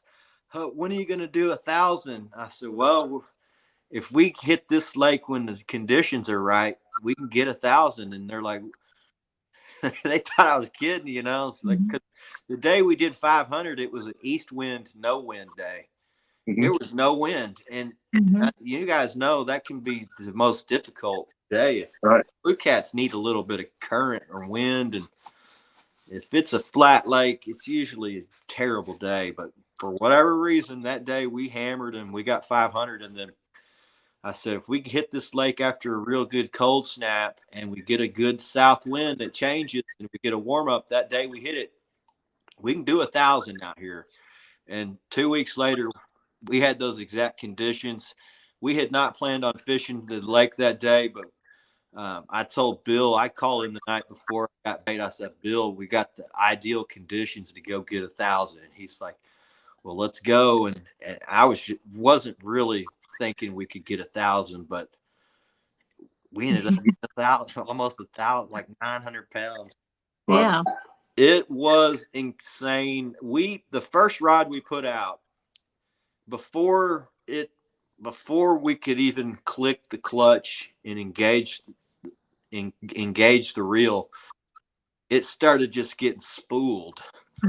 And I missed the fish. And it's like, oh my gosh, that thing, I felt it. And but it got off, and then immediately we got hit again. And I think I caught like a high teener. And I was like, man, looks like we're going to have a great day. Well, that high teener was the smallest fish of the entire day. The very first fish we caught was the smallest fish. Everything else was over 20. And we caught fish. We didn't go for more than, I think we had one run where we went about 20 minutes without catching a fish. But it was bell to bell that day. From the time we threw down, we were catching monster after monster, big fish after big fish. There was one point where we put 6 big fish in the boat at the same time. And then we put 5, like it was 30 minutes later, we put 5 big fish in the boat. And then 45 minutes later, we put 6 more in the boat at the same time.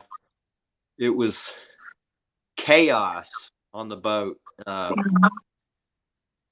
We couldn't keep the rods in the water. They were crossing everything. And Bill's like, man, you're working for the like, and the bite was weird. The first half of the day, you know, the blue cats bite different every day. And it's usually all of them. They all bite the same way that day. And the first half of the day, they were feeding in from behind the bait. So what they do, a blue cat will come in when they're feeding like that. A big blue cat, we use big baits, so bigger than most guys that I've fished with. So we're using like 8 to 10 inch baits with stinger hooks. And that day we said we're going big, and because we'd hit the 500, and I was like, we want to get a 50 today, so let's go big on everything. And we went big, and so the first half of the day, they were coming up and doing an injury bite. And a blue cat will come in, here's your bait, and you know, it's going this way, right? Yeah. The bait's going this way. A blue cat will come in and do an injury bite like that, and then they'll drop it, or they'll just hold it in their mouth. But they were doing an injury bite and then not taking it, and then they would come back and put the bait in their mouth and hold it. And we were cranking down on them, and we would lose them. Because you're pulling it out of their mouth, they're coming at you. It's in their mouth. It's a giant fish. You know it's big. A big fish, when they pull, a little one pulls like this. A big one, they tail slap, and your rod's going like this. And doing like that, you could tell how big their tail is by how much that thing is popping. And Yeah. I'm like, these are some big ass fish. And so we probably missed 6 or 7 like that. And so eventually we started getting them figured out. And I said, all right, instead of cranking down on them, just take the tension out, and so that they can slightly feel it and get them to turn. And then when they turn, we'll crank down on them. And so we figured out how to catch them, and we started getting them like that. It was like,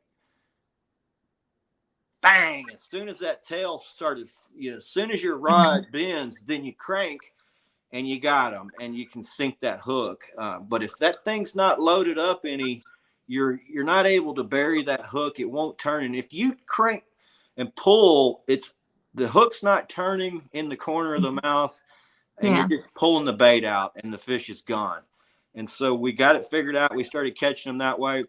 And then the bite changed, and they started feeding into the wind. So the bait's coming at them, and they're just hammering it and then running to the back of the boat like how you want it to. There's no question. It's like the rod just gets freaking hammered over, and you don't have to hook them. They hook themselves, and you just go pick the rod up, start catching them. So first half of the day, we probably lost 20 fish that were monsters.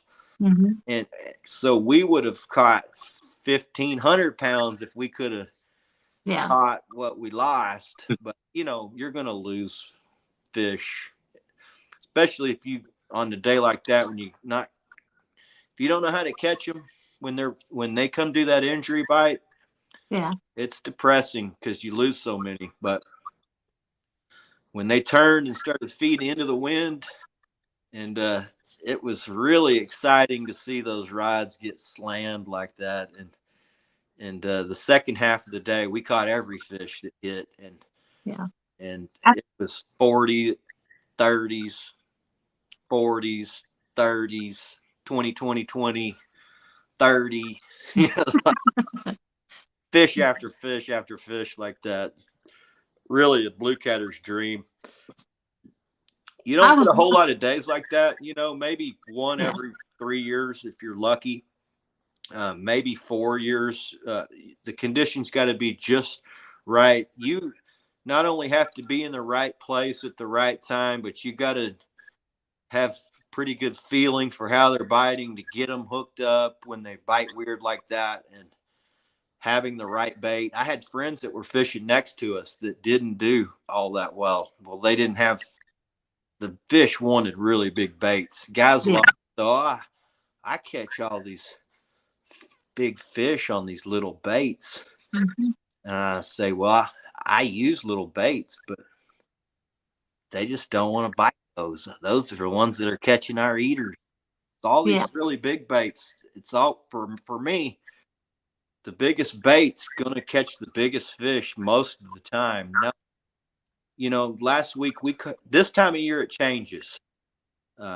We caught one off with thread fin, which I don't usually use, but in the spring I'll use them. But in the winter, I think the bigger fish get lethargic and they pile up down deep. And those catfish, they don't want to have to eat a bunch of different meals. They want that lethargic fish that can't get away from them.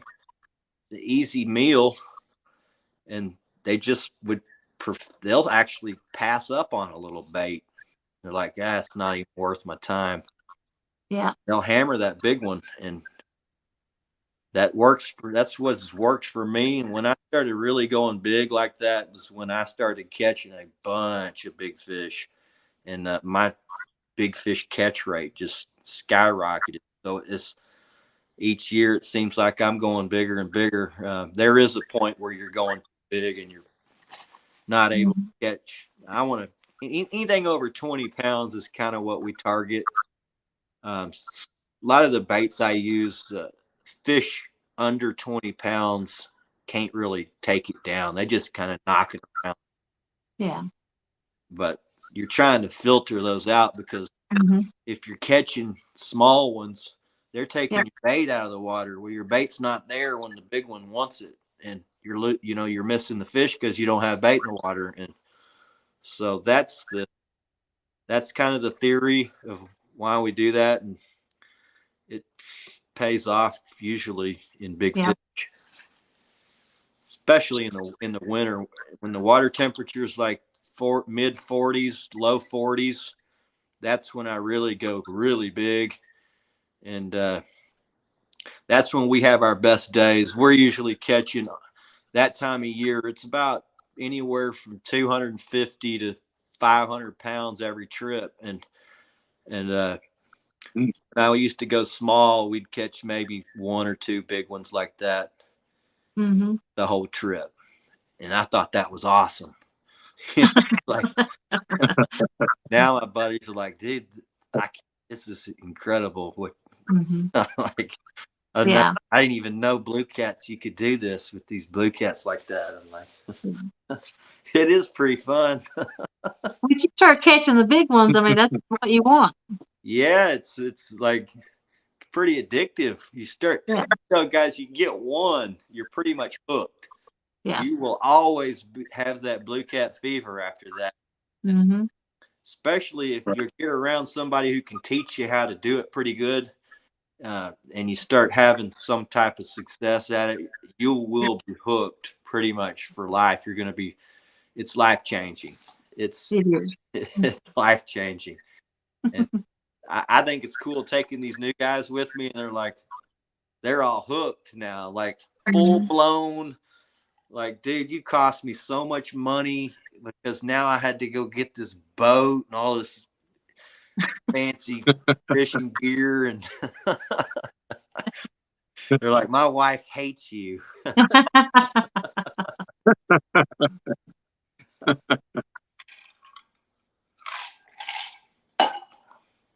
Big fish catching is I not as noticed, addictive as any drug, I would say. You know, I mean, it's there's something about catching these fish. It's like if you were a kid. When I was a kid growing up, we were pretty scrappy, so we would get in fights and stuff just for fun, you know, and it was an adrenaline rush. Well, you know, when you're 48, you can't jump, bungee jump, and go fight people, and You gotta pick your battles now. you can't ride motocross, and do skateboard ramps. It's now I fish, so that supplies you with the adrenaline rush, catching big fish.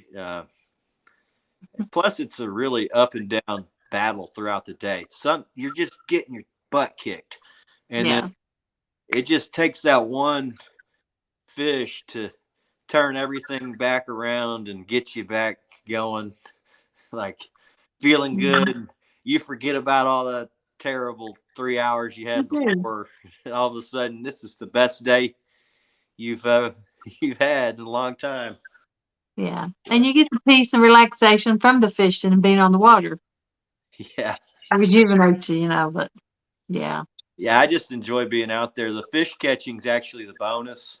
Yeah, but I am out there to catch fish. You catch fish.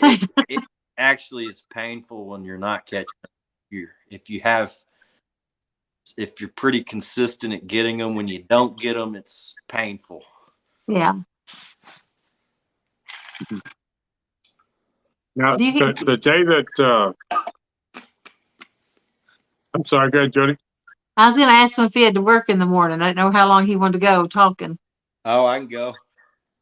I got to work, but it's all good. Okay. I can go as long as y'all What want. about you, Jody? You got to work in the morning. If I start getting sleepy, I'm gonna drop out. Okay.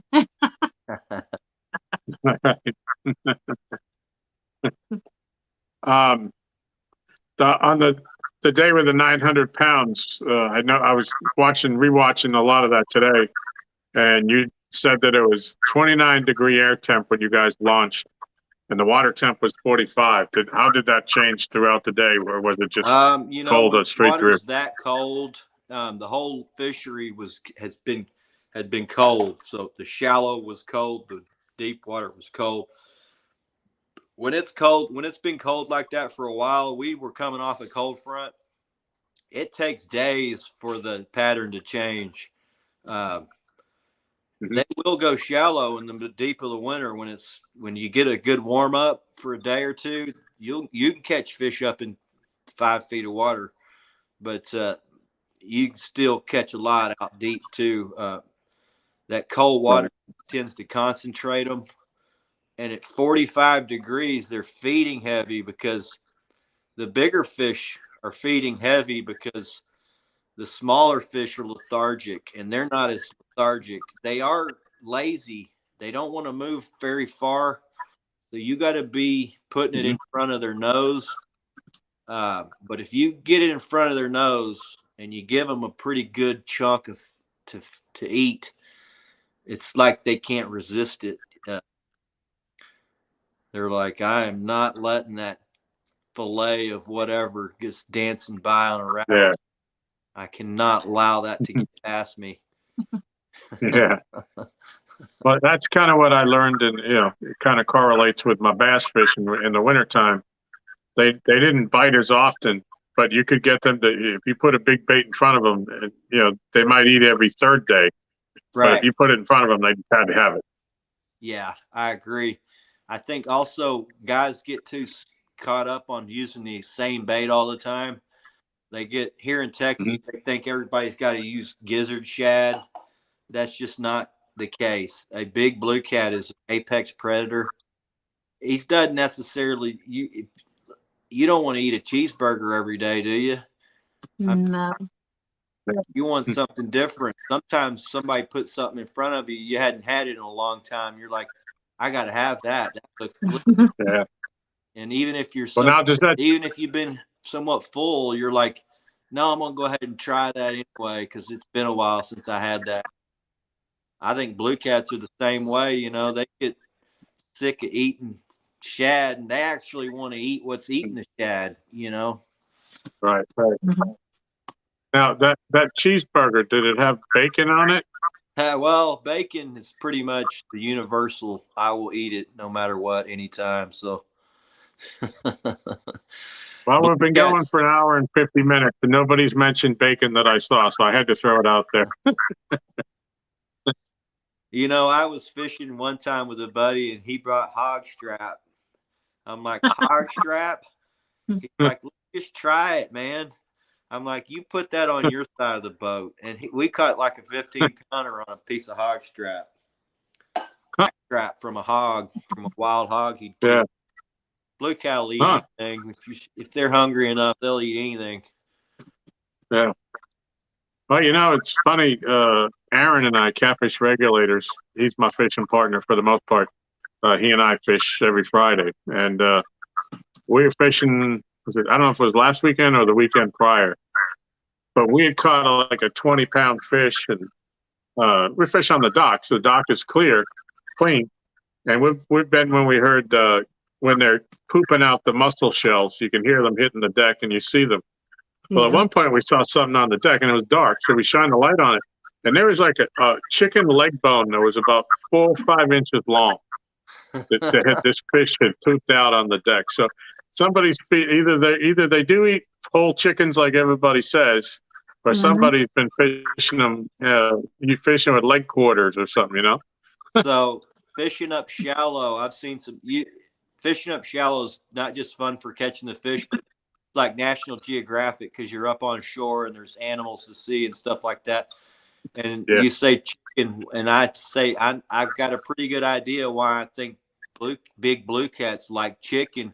I've seen enough baby ducks up shallow just get hammered by a giant blue cat or flathead or whatever. But I think certain ones get keyed in on that easy bait that those little ducks are flopping around in the shallow water. But I've also caught a big blue cat one time that he was hard to revive, so I put him in my live well. And while he was splashing around in my live well, he puked out a kind of a small cormorant. I don't know if y'all have cormorant there, but we call them water turkeys. It's a water bird that dives down and eats shad. And he had thrown that thing up in my live well. It was a big old water turkey that he had eaten. But I've had him throw up all kinds of weird stuff, anywhere from sand bass, white bass, You know, I've had one thought 3 or 4 of these little 1.5 pound. I've had them. I've cut eaters open that were full of ladybugs and grasshoppers, like 500 ladybugs. And where on earth would he eat all these ladybugs? But yeah, they'll eat just about anything. They're creatures of opportunity, I think. I read somewhere to look for trees that had like fruit on them that would drop down in the water. That doesn't surprise me because we fished the cormorant roost. That's kind of where I fished last weekend. The cormorants, they eat shad. Mm-hmm. They only digest something like 40% and the rest they just crap out. And so it's almost like a full fish. And the catfish just sit there and wait to get an easy meal. And so we went and fished those cormorant roosts, and it was loaded with eaters when we set up on them. Okay. But long they all got spooked out of there, and my buddy's like, "Man, they're all gone." I'm like, "Well, maybe might be a reason." You know, big fish, little fish don't generally hang around each other, so maybe it's big fish moving in. It sure was. We started seeing big fish like rolling up in that 2 foot of water. Big blue cats up in that 2 foot of water. And I guess maybe they're hitting bait. There's nowhere for them to go. So when you see them, you see the side of them. It's cool. See that big 5-gallon tail slap. Yeah. I was fishing with a buddy, and he was in the front of the boat on the trolling motor, and he hung his lure in shallow water. And there was a tree on the bank, and the tree was full of them cormorants. And, of course, he went in there to go get his $3 lure back, and that was a mistake because those cormorants peppered the boat. It wasn't a pleasant sight. Yeah, one of the coolest things I've seen is when we fished this, we got threadfin shad here. Y'all probably got them too. But in the spring, when the water temperature hits about 68 degrees, they start flipping up in 6 inches of water and spawning. And the shorebirds will line up. You kind of see where if it's windy. I fish a kind of a wind-blown shore when it's that time of year. And you see where they're spawning because the shorebirds, the white egrets, they'll line up and fish those shallow water shad. And we were up fishing, up in a foot of water, and I saw about a 40-pound blue cat just beach itself and trying to get one of those birds. The birds got out of the way, but it went up on the shore and had to like wiggle its way to get back into the lake. It was like National Geographic going after that egret. It missed it, but it was really cool to see.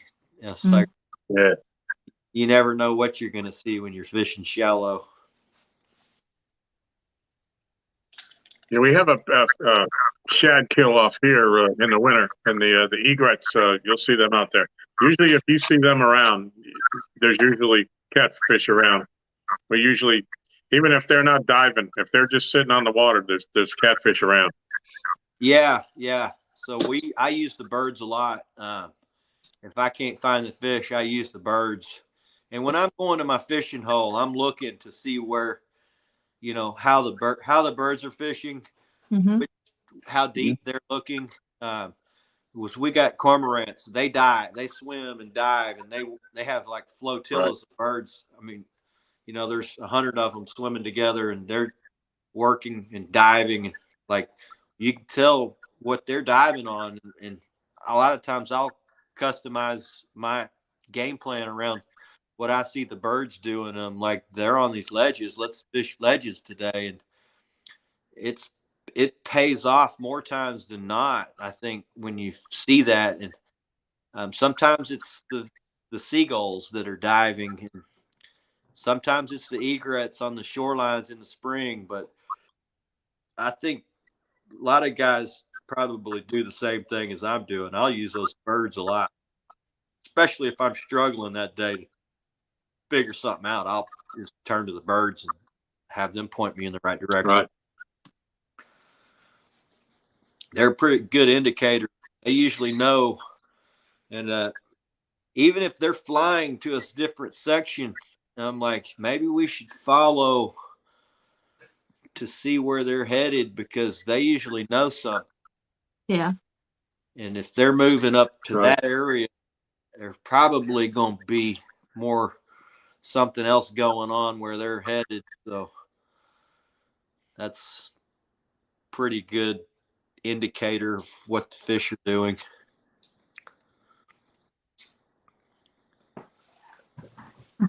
The two Stans is in the house. What's up, Stan? How's it going, buddy?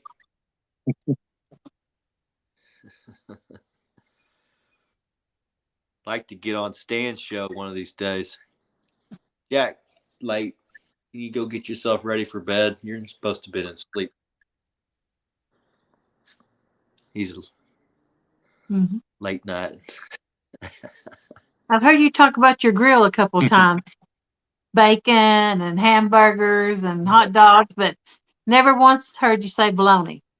Oh, bologna. I used to eat bologna too much when I was a kid. I don't eat it anymore. Do you not? My wife also, she's got my son eating healthier, than probably a lot healthier than I do. He'll still eat hot dogs quite a bit, but she gets him the no nitrate, not the Oscar Mayer stuff that we were raised on. But right. But it's probably good, because I think something's in these food that's making these boys feminized, and he's a pretty manly little kid, so I think we're probably doing something right, because a lot of his classmates are real girly. Because they don't have to do anything anymore. No yard work, no getting in wood, no gardening. Yeah, I can't tell you how many times I've heard, yeah, he's all boy. Yeah, he's all boy. I'm like, thank God. Well, what I do if I had a girly boy.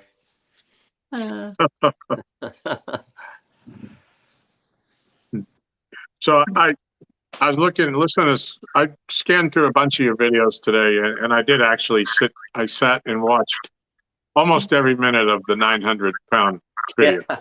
You know, it was pretty real action, but I told Bill, just put it all in there. And that one's for us, buddy. You know, I know most people can't sit there and watch that many big fish being caught. It's too much. It's like nonstop. There's no real, it's just like from the get-go, it's 42 minutes or something of just, he's like, Chris, I've got 4.5 hours of fish catching action he had to dip through. We were there for 7.5 hours. Well, 4.5 on the video was actually us catching the fish. And so we were catching fish that, like, you know, if you're fishing for 10 minutes, 5 minutes of it every 10 minutes was catching a fish. Yeah. Putting a video together like that, it's too much. He's like, Chris, should I just make 2? And I said, no, just make the one, and that one's for us. And even if guys just don't watch it because it's too much, I don't care, because in 10 years, 15 years, we'll go back on that, and it'll be for us. And so that's what he did, and I said I loved it, man. Thought it was great. I mean, that's an epic day. That may not never happen again. You know, I mean, I was happy to watch the whole thing. Yeah, you know, I was happy too that he made it that way, because I said, he's like, should I take some of these fish out? You know, I was like, no, put every one of those in there. Put them all in there. Yep. Why take? Classic. You spend only what you have. Because you want Turn that off. You know, he's been very well behaved. I mean, it's been 2 hours. Yeah. He's a lot better behaved than he is on that boat, but like swing them from the He likes beneath to the do throat. things like when I get occupied. That's when he's really starting Yeah. crossing the line. But hey, what I was leading up to is that, as I heard you say in that video, that in your previous 7 or 8 videos that you had caught over a ton of fish, 2,000 pounds of catfish on your live streams. That's incredible. Yeah. He's throwing pillows. Yeah. No TV, buddy. Yes, TV. So Yeah, we'd actually caught more than that. We've caught a lot more than that, Tom. The 2,000 pounds was done in it's like 4 trips.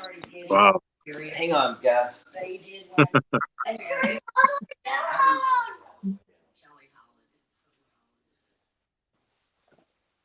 All right, sorry.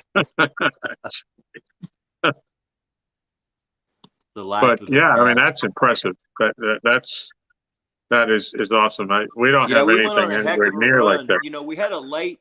Our blue cat season usually fires up decent in October, and that's when our fronts start blowing through, and that concentrates and pushes stuff out of the shallows, and it makes it easier to find them. That's also when the gizzard shads start grouping up into larger groups, and you can start finding the gizzard Jackson. Turn it down all the way. So that's when the bait will start concentrating, and you can start targeting them more effectively. You can catch them, you know, you can look back on our videos, Tom. We started catching them after the spawn was over in, I think, late July or early August, but it's not easy, and you really require some bit of luck to get them because they're just not easy to find. They're spread out, and you just kind of got to hit them at the right time. But in October, usually we start getting cold fronts and it concentrates them. But this year, it was not like that. We had a really mild winter up until mid-December. And I think our water temperature stayed right around 62 for over 3 months. Later, Jeremy, appreciate you, buddy. Water temperature stayed 62 for 3 months straight, and that is probably one of the most difficult temperatures to find to target them because they can be anywhere. They can be in 30 feet. They can be in 2 feet, and the water in the whole lake was the same temperature no matter where you were. It was a lot of there's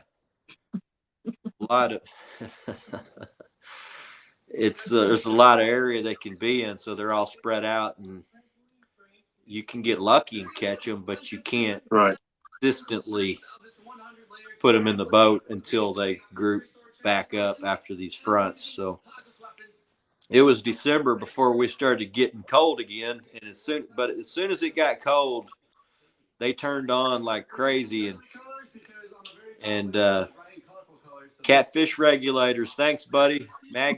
My Mad Cat's brother.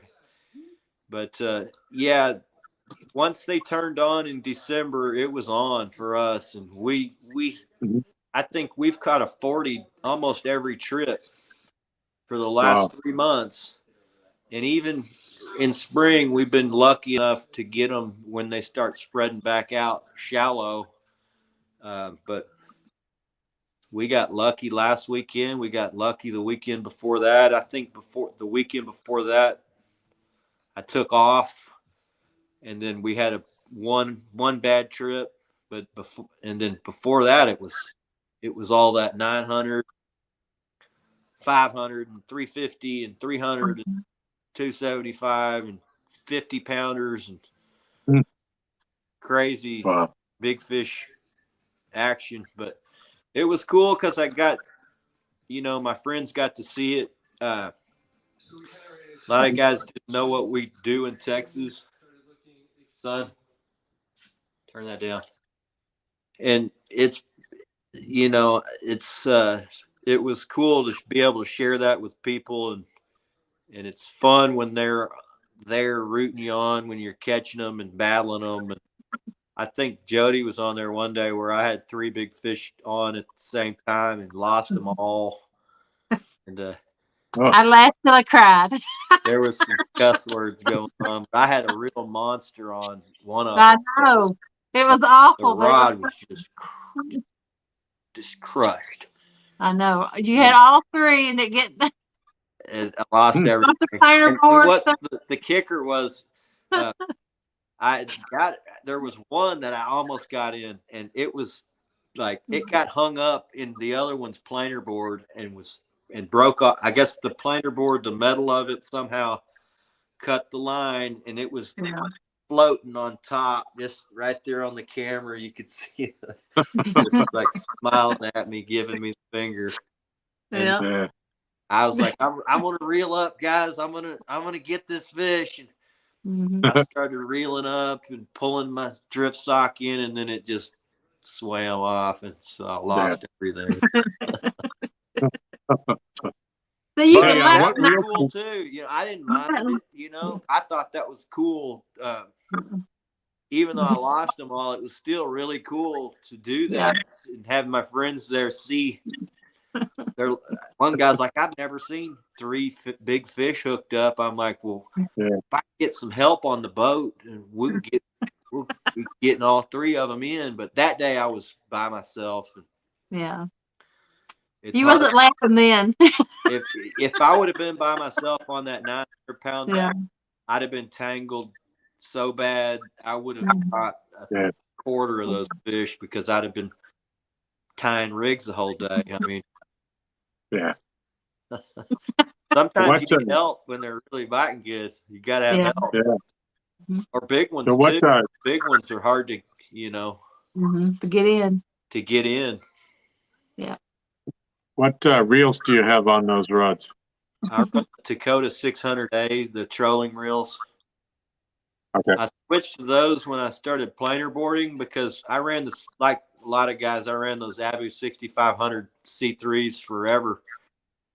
Started getting into this planer boarding, and they started breaking a lot, and I was wearing the pawl gears out, but also the neck, I was breaking the reel seat, the reel foot. Right. I was actually busting that weld, and because pulling planer boards is just a lot more force, and and they were rocking a little bit in the rod holders that I had, and I think that was probably flexing them. And then you're trying to reel in a big board, and I was using big baits with big boards, catching big fish. And those 6500s just couldn't handle it. And then so I was breaking them a lot. And another guy, a big time guy here, he's like, well, Chris, I switched to these Dakota 6500 saltwater trolling reels, and I haven't had a single, and they catch a ton of monsters. He's like, I haven't had a single problem with this whole season, and I go through a bucket of these 6500s. I mean, he goes through a whole bucket of them. And so I was like, well, I'm going to give them a try because these repairs have gotten expensive. It's not like it used to be to send your rod in to get repaired. And so he's like, now those are Shimano's, right? What's that? Are those the Shimano's? Shimano's, yeah. They cost a little more, but one repair job, it's paid for, and I've been running these things now for 7 years, and I haven't had one go in the shop. Not one. Not one. Not for anything. So to me, that's worth it because I still run some of the Abus on my acre rods, and they're still going in the shop. So guys are like, I don't have that problem with Abus. And I'm like, really? I know I'm not the only one because all my buddies are, they're sending theirs in to get repaired too. Seems like the newer those Abus, the worse problems I had with them. I don't think they make them like they used to, but Yeah, I moved to those Dakotas, and the problem was solved. You So know what? they do cost a little more, but it's worth it. And another thing is they have a high gear ratio. So if you pull planer boards like I do, not only can you reel everything in really quickly, but they have more cranking power. They got a huge power handle, but it cranks. Right. I mean, and so when you're pulling in a big board with a big bait and you got 8 of them out, you want to move really quickly, it will wear you out reeling all that stuff in with that little 4.6 to 1 Abu. I know. And you get on that Shimano, it's 37 inches per crank.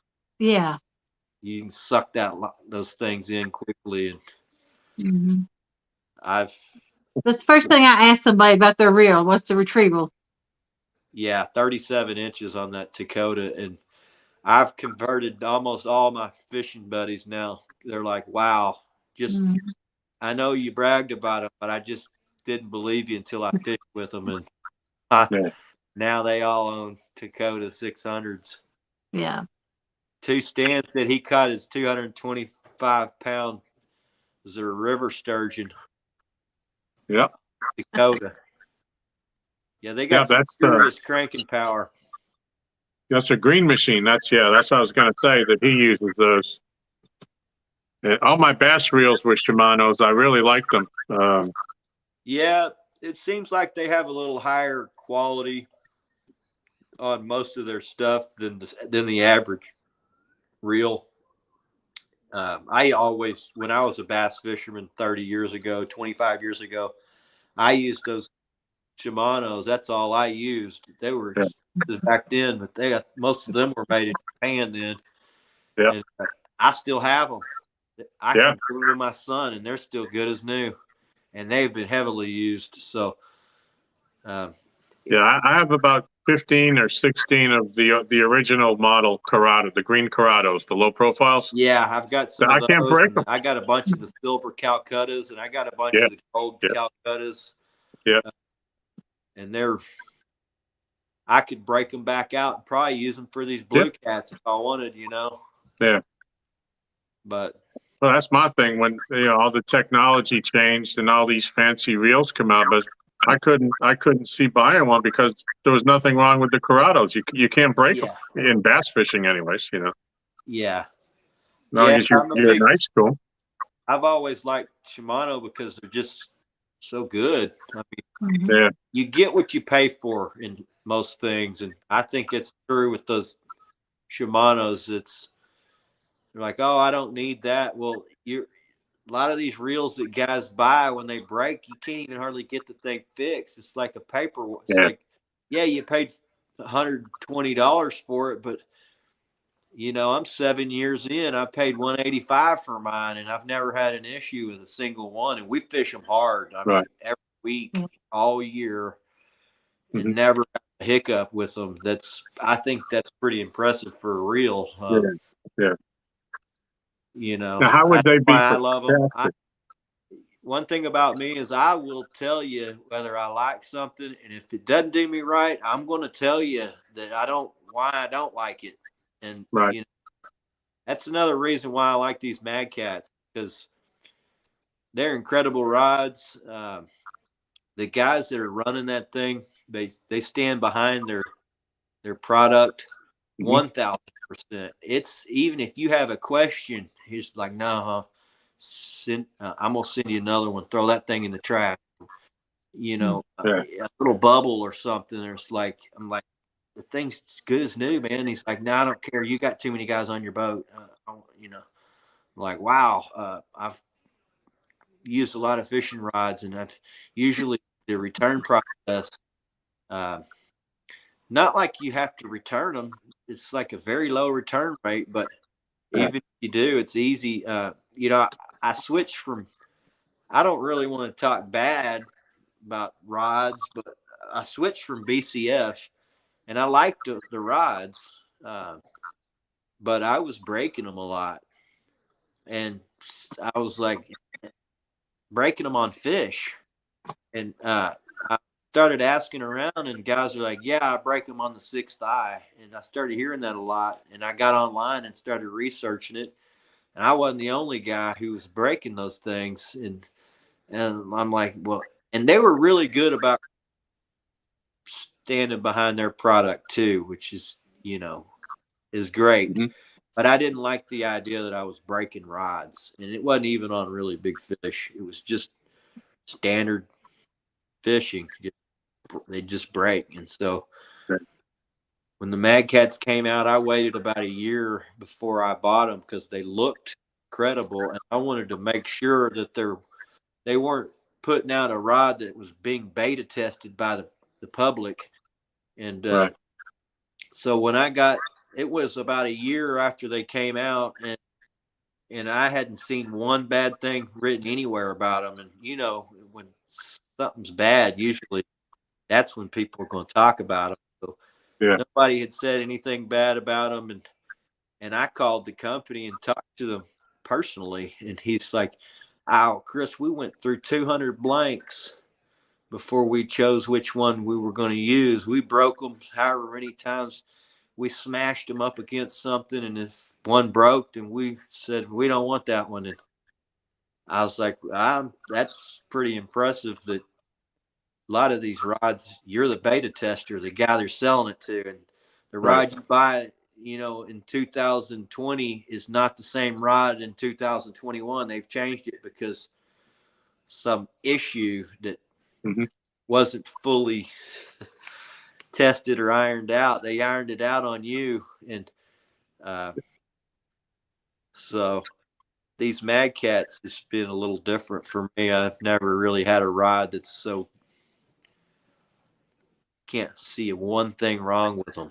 There's nothing on the rod that there's not a flaw that I can find to say I would change this, or I don't like that about it.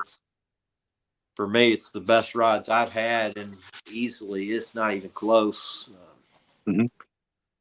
So that's why y'all hear me talk about Mad Cats a lot. It's not just because they back me on these tournament or whatnot. I built a relationship before that, and it was me being in the catfish community and pushing the rods after they'd done me right is when they decided to support me on the tournament. It was a relationship that we had built just for me talking good about them, and then guys ordering a bunch of rods and saying Azul sent me, and actually it was like we were friends. Well, Aaron wants you to tell Jody how bright the rods are. I know she was interested Jody, in the bolts.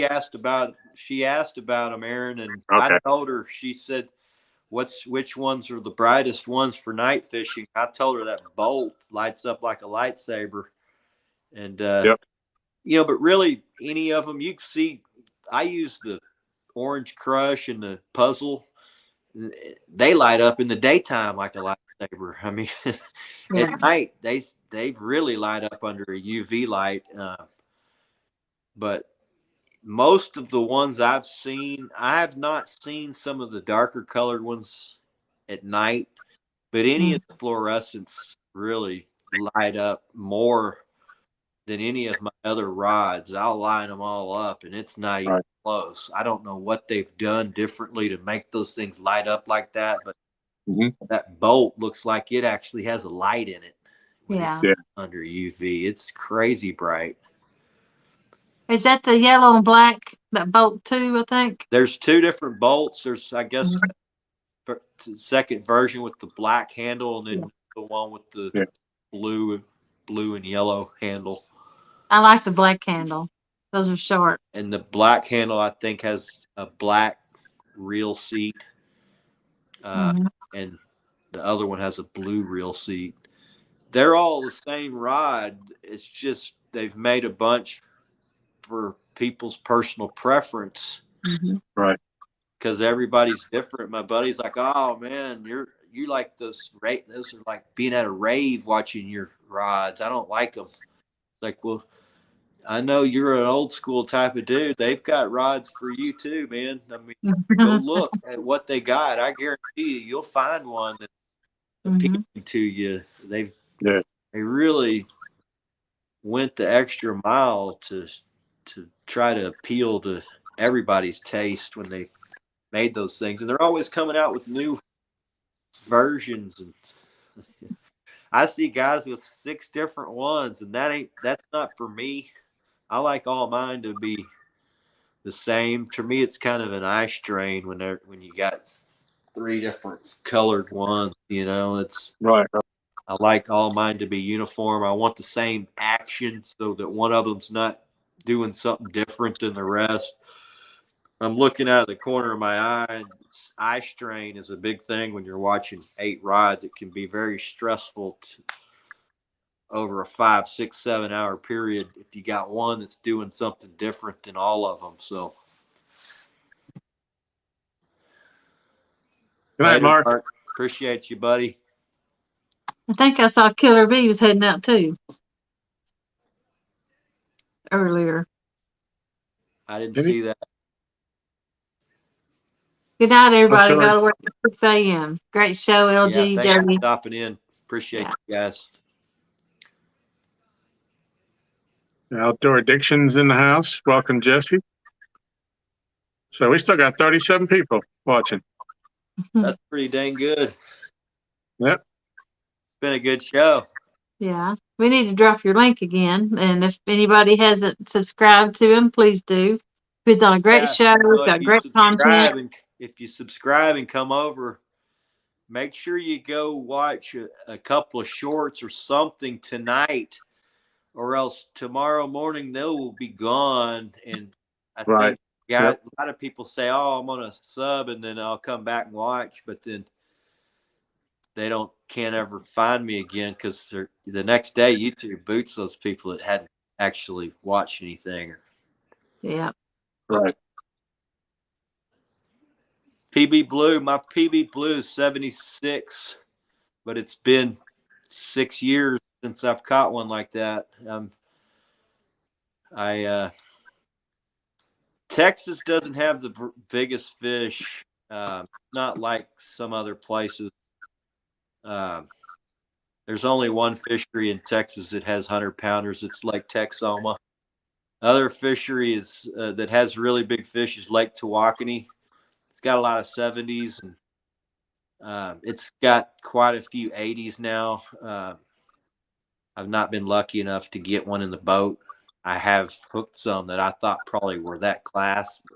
80-pound fish is hard to get in the boat when you're by yourself. But I have been fishing more with people now, so hopefully if I can hook one, I'm a little better prepared for them. I used to not keep such an eye on my leaders and my line and making sure all that was fresh and tip top. And I've probably lost most of my best fish for one reason or another. The line was nicked or the hook was not big enough. You'll lose your biggest fish if you don't have a big enough hook, because 8/0 hook, if it's not hooked perfect, a big fish is powerful enough just to rip it out of his flesh. It has to be perfectly hooked to get one. You can catch one on a 6/0 hook if it's perfectly hooked, but you guys have fished long enough to know they don't always hook perfect. Sometimes it's in the tooth patch. Sometimes it's in the upper lip. Sometimes it's skin hooked. Sometimes it's whisker hooked. Right. One thing, I've switched hooks this year to a Lucky 13 from Nocturnal Nation, and it has definitely helped my hookup ratio on some of these really big fish. It gets all the way around that tooth patch. It'll actually bury through a tooth patch and into bone and all the way back through it. And most hooks will not do that. That's a devil to get out. They just won't. And you can hardly get the hook out. That's like, It's a really wide gap. It's really offset. It's super sharp. The point is like a needle. I think the combination of all those things, it's not like any other I've used. They are big, so it's for. I've caught some smaller 8-pound fish with it, but mainly for 20-pounder plus. I highly recommend them if you guys are after big fish and you've ever had a problem with losing some. You will hook 20% more with the Lucky 13 than you will with. I've used every hook. I mean, pretty much I've used every hook, and it wasn't till I moved to these nocturnal nations that the hookup ratio is dramatically different than with any other hook I've used. What are they called again? Nocturnal Nation Lucky 13s. It's a circle hook. It's got a super offset. They hand sharpen them. It's a very wide gap. You can use really big baits. I think that's another problem when you use a big bait. You got to use a big hook, or you foul hook a lot. You know, you lose a lot of fish from foul hooks. That big wide gap on that Nocturnal Nation Lucky 13 hook, I think helps you defeat some of those problems that you have with the, some of these other hooks I've been using. Yeah. Aaron wants to know what your on-camera PB is. On-camera PB is a 63. Wow. We usually catch a 60 every year. I haven't been doing this live streaming very long, but, I think we caught some 50s on this. The last 5 months we've been live streaming. We've caught some 50s and a 63 and probably 20 or 30, 40s. We catch quite a few big fish. I think since January 1, we've got almost 120 fish over 20 pounds. We're weekend fishermen, so it's not like we can go out I don't fish 3 or 4 days a week like some guys, so I'm usually a 1 day a week guy. Unless I travel fish, then I'll go for 2. But Bill says the Lucky 13s have performed great in the kayak as well. I've turned him on to him. A lot of the guys that have come and fished with me, when they see that thing go through a tooth plate, they're like, well, that's weird. I'm like, yeah, usually you pull a fish that's been hooked in the tooth plate into the boat and it just falls off the hook. Like, it gets in the boat. You're like, wow, lucky I caught that thing. It's just sticking. There it is. Yep. That's a nice hook. It's got that wrap to help, I guess, for guys that use the simple snell or the no knot. It'll help cinch that knot a little better and supposed to help keep it from loosening back up. I use a regular snell knot on most of my stuff, so I don't. It's got that black banding on it. Yeah. That's supposed to help. It's like a rubber. It's like a heat shrink type deal. Okay. Right. You get that from Tackle Bandit? At some point. Bill, where did we get those, buddy? I think, let me think. That's what I've got pulled up. Tackle Bandits is probably where I got them. I think you can get them there or Whisker something. Tackle Bandits is where I got them, pretty sure. Okay. They're good. Try them out. They're a little more expensive, but I tell guys, what's it worth to catch a few of those bigger fish that you're losing? Because it will put more fish in the boat. It's hard to tell when you're only catching a few, but when you catch a bunch of them, you start to see which ones are not getting you the same hookup ratio. That's when I started to be able to tell the difference between these hooks and which ones were working better. Before that, I was kind of just in the dark and not really sure. It's kind of a guess, but when you can catch 20 of them in a day, you start to see, Mm-hmm. you can experiment, put hooks, these hooks over here, these hooks over here. Okay, I'm getting rid of those hooks. So I tested the Nocturnal Nation for a little while, and then bang, so didn't have to test them long. I was like, I'm sold. I completely they're game changers, and I know sometimes people overuse that, but I'm not overusing it. It'll definitely help catch more big fish.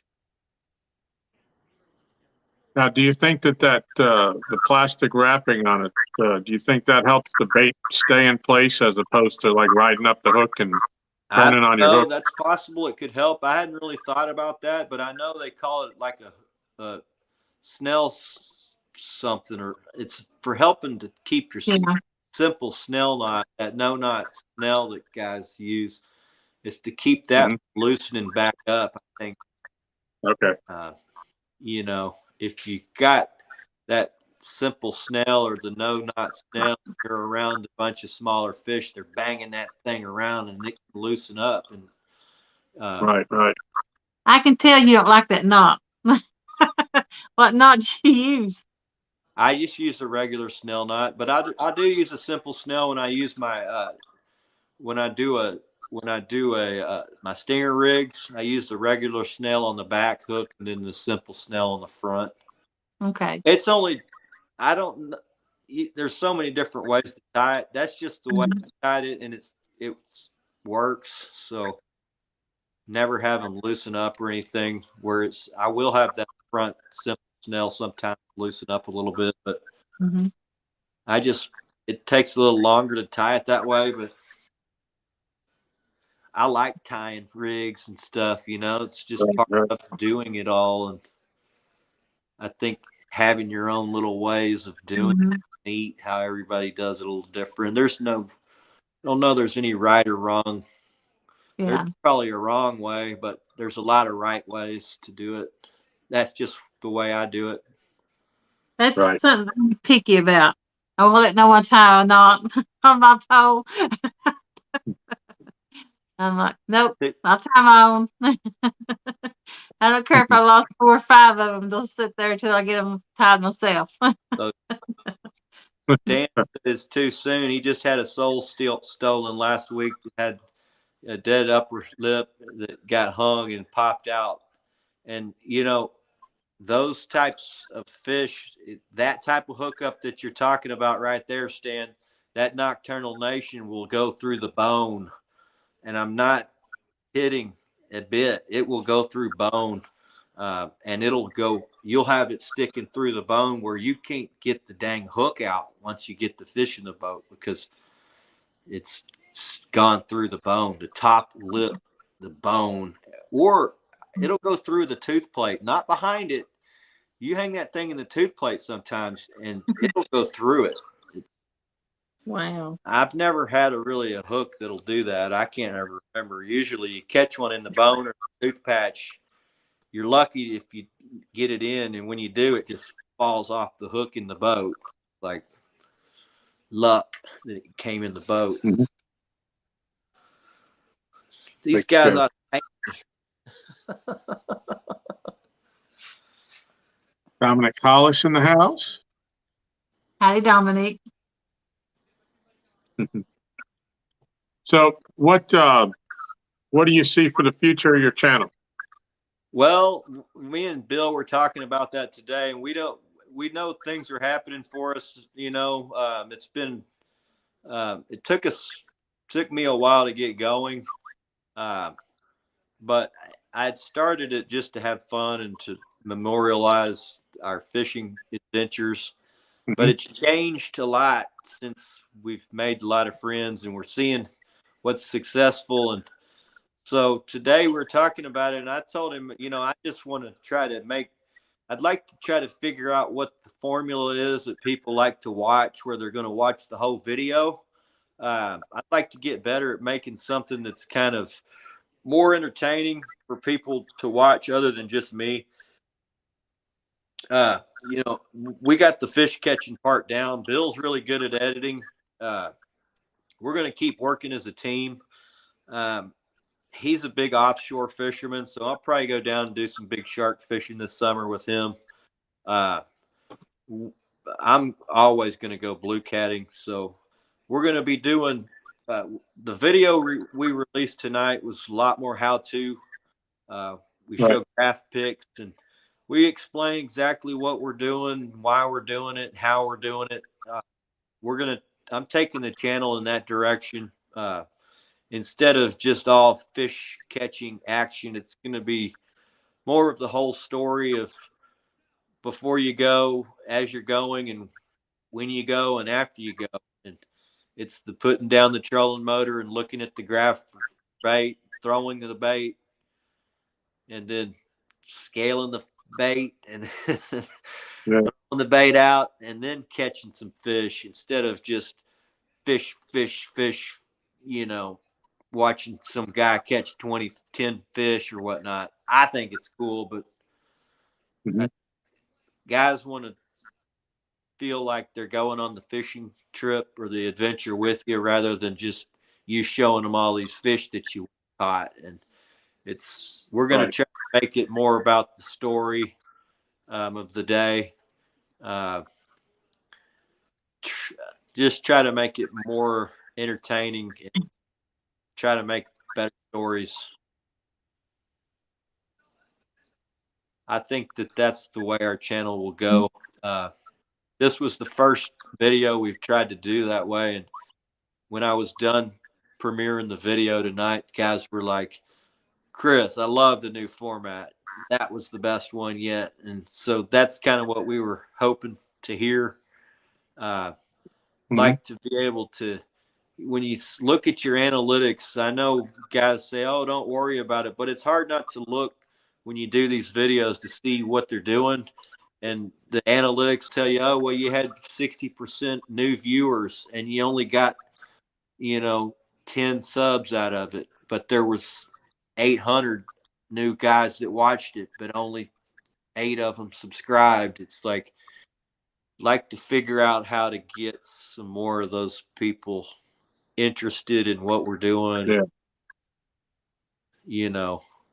I don't know why you want more subscribers, but if you're going to be doing this, I'd like to try to get better at whatever I'm doing, so that means trying to get more subscribers and trying to get more thumbs up. And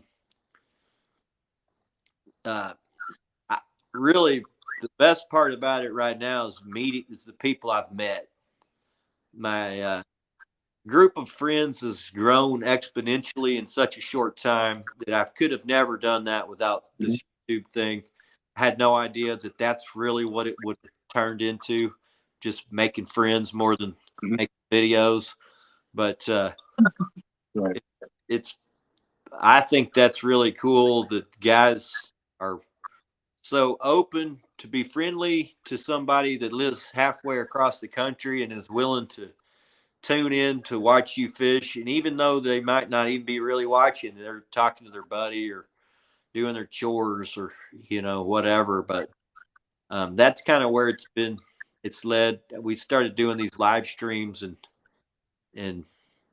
it morphed. As soon as we started doing those, it morphed into more of a friendship type deal than the video make. But we're trying to get back into the videos. We've still been making the videos as we do the lives, but it's hard to shoot video while you're live streaming. You can't, you have to be real cognizant of that video camera and moving it around and pushing play. You can't just record the whole time. You have to try to capture the good stuff. And it's been a hard road when you're a fisherman and not a cameraman. Yeah. Learning all that stuff. It's very difficult. I don't think I had any idea how hard that part was going to be when I started deciding I was going to video these fishing trips. I lost way more fish than I caught trying to get them on camera and hook them up. And there was a point where I put it all down and said, I'm done. I have lost too many fish. What am I out here for? To catch fish or to try to be a video guy? But then go cut a camera off and lose your fish. Yeah. Mm-hmm. So, but I said, no, I'm gonna stick it out and try to get it figured out, and I'm glad I did, because after that you know, like anything, you start getting used to it and you get more comfortable doing it, and when you get more comfortable doing it, it starts getting fun. And as soon as I started having fun with the video stuff, it was easy. And now it's just learning about the editing, and then trying to find a formula that's going to work for people that want to watch, because that's what it is. It's a formula. It's a, to make the video. Right. We're experimenting with these things, just seeing which ones are popular. When we get it figured out, we're just going to reproduce that and try to get better. Yeah. Excellent. So David Smith says he was listening. He would love to see my son beat the junior weight on fish. So, hey, buddy, stay tuned, because I can guarantee you that boy is going to be collecting some records. There is no doubt in my mind. We are around junior lake records a lot. I mean, not every trip, but throughout the season, we're putting fish in the boat that would beat the junior lake record. It's just a matter of time till he's the one that's behind the reel, gets it in. I have no doubt that he can get one in that size if I just coach him. He takes a lot of requires a lot of coaching and pep talk when he's got one on like that, but I'm pretty sure he can get one in. It's just putting him on the right fish. It's coming. I'm excited for him to get one, because he wants one now. He knows what's at stake, and getting a plaque on the wall. And it's going to be cool. It's hard for him to reel in one that big. What's that? I say it's hard for him to reel one in that big. It is. I mean, that's not the size I catch, and sometimes if they dive down. And we fight a fish to get a big one in. You got to fight it, and you're pulling up and cranking down. Well, he's got to leave a fish like that in the rod holder, and he's trying to crank on it, and this drag's just peeling. And I'm just let him tire out a little bit, and when he gets tight, when you feel him slack, then crank on him, buddy. And it takes a lot of coaching, but I think the 44.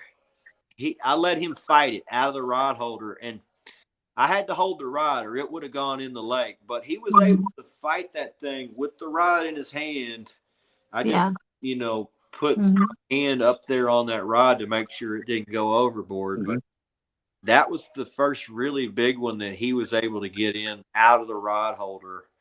And but the fish did swim to the boat, so getting a big one in like that takes a little bit of help sometimes, but it worked. I mean, he got it. And if we'd have caught that fish on my home lake, it'd have been the junior record. We could have got it. But Killer B only needs 10 more before he hits 1,000. So he's at that point where YouTube has put up the block on him, and we've been battling since we fished together. He was at 860 something, and I just hit him up.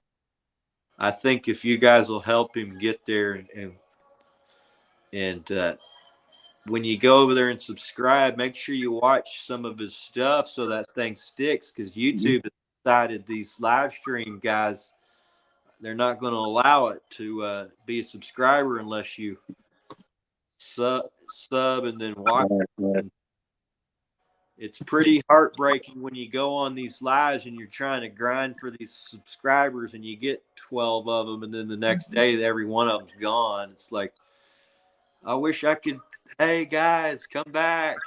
I'm at 991, so maybe not other people. They're gone. Maybe sometimes they'll come find you again, but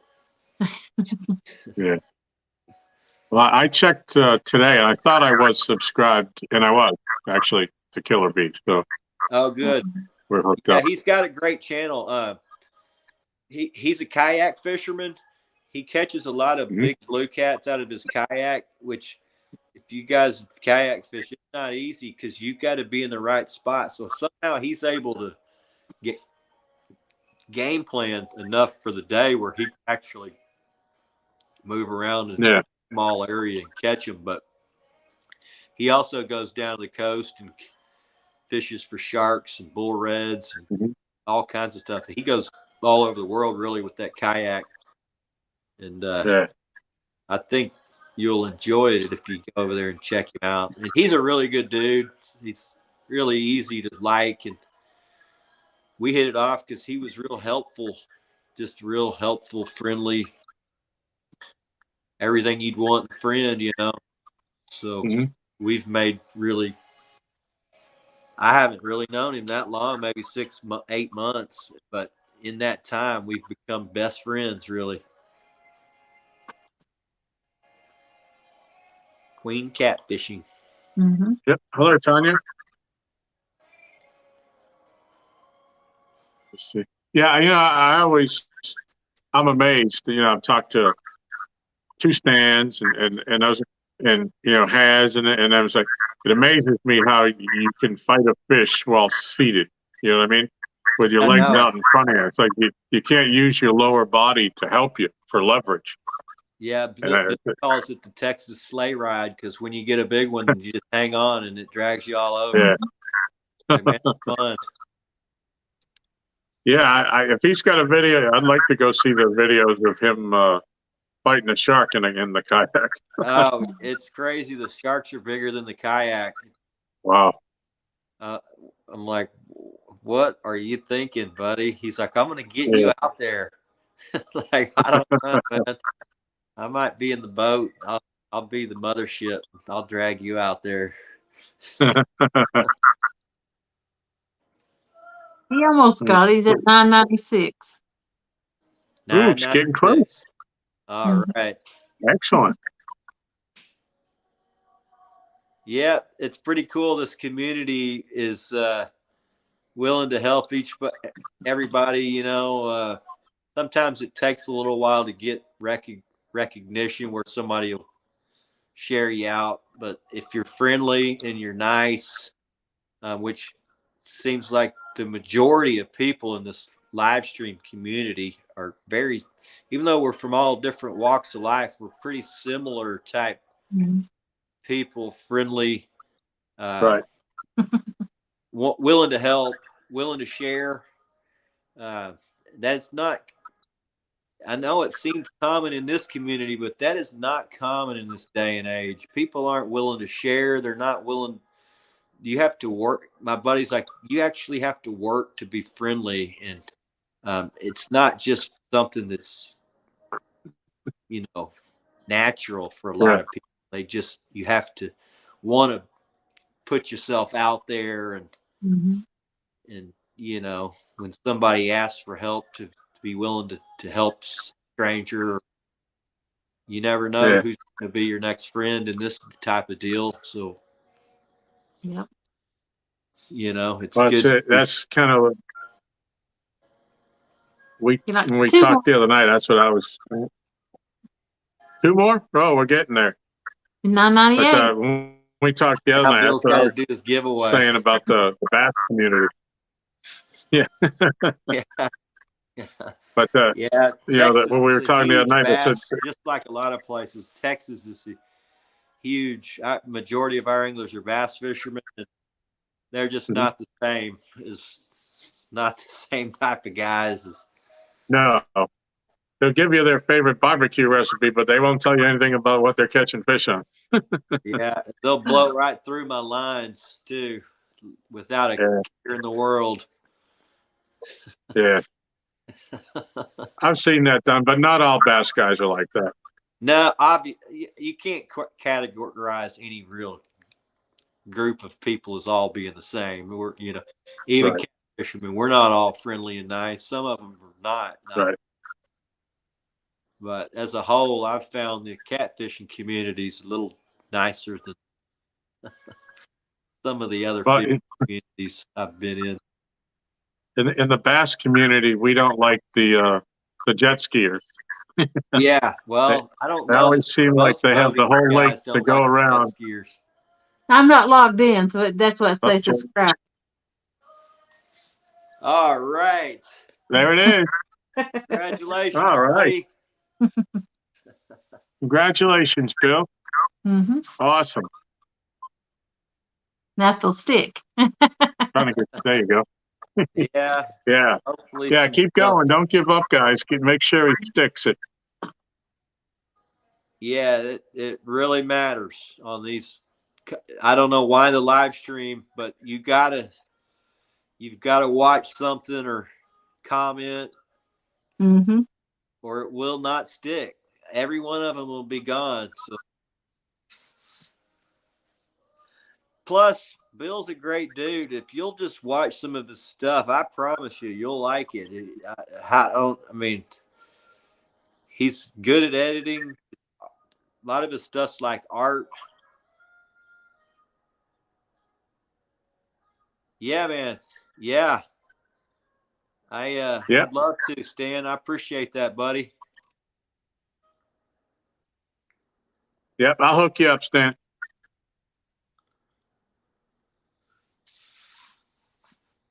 All right, well, we're going on. We're a couple minutes shy of 3 hours. That's crazy. And I know Jody, I know she's fighting it, but Jody has to go to work. So Okay. I did have one question that I haven't asked you yet. Talk about the Spartan.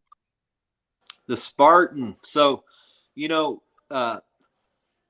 One Ton Fishing Club, most of the guys, everybody in the community knows those guys. But Josh, I got to be friendly with Josh just through these live streams. And then, he was really just super open and friendly to me. And I'm drawn to people like that.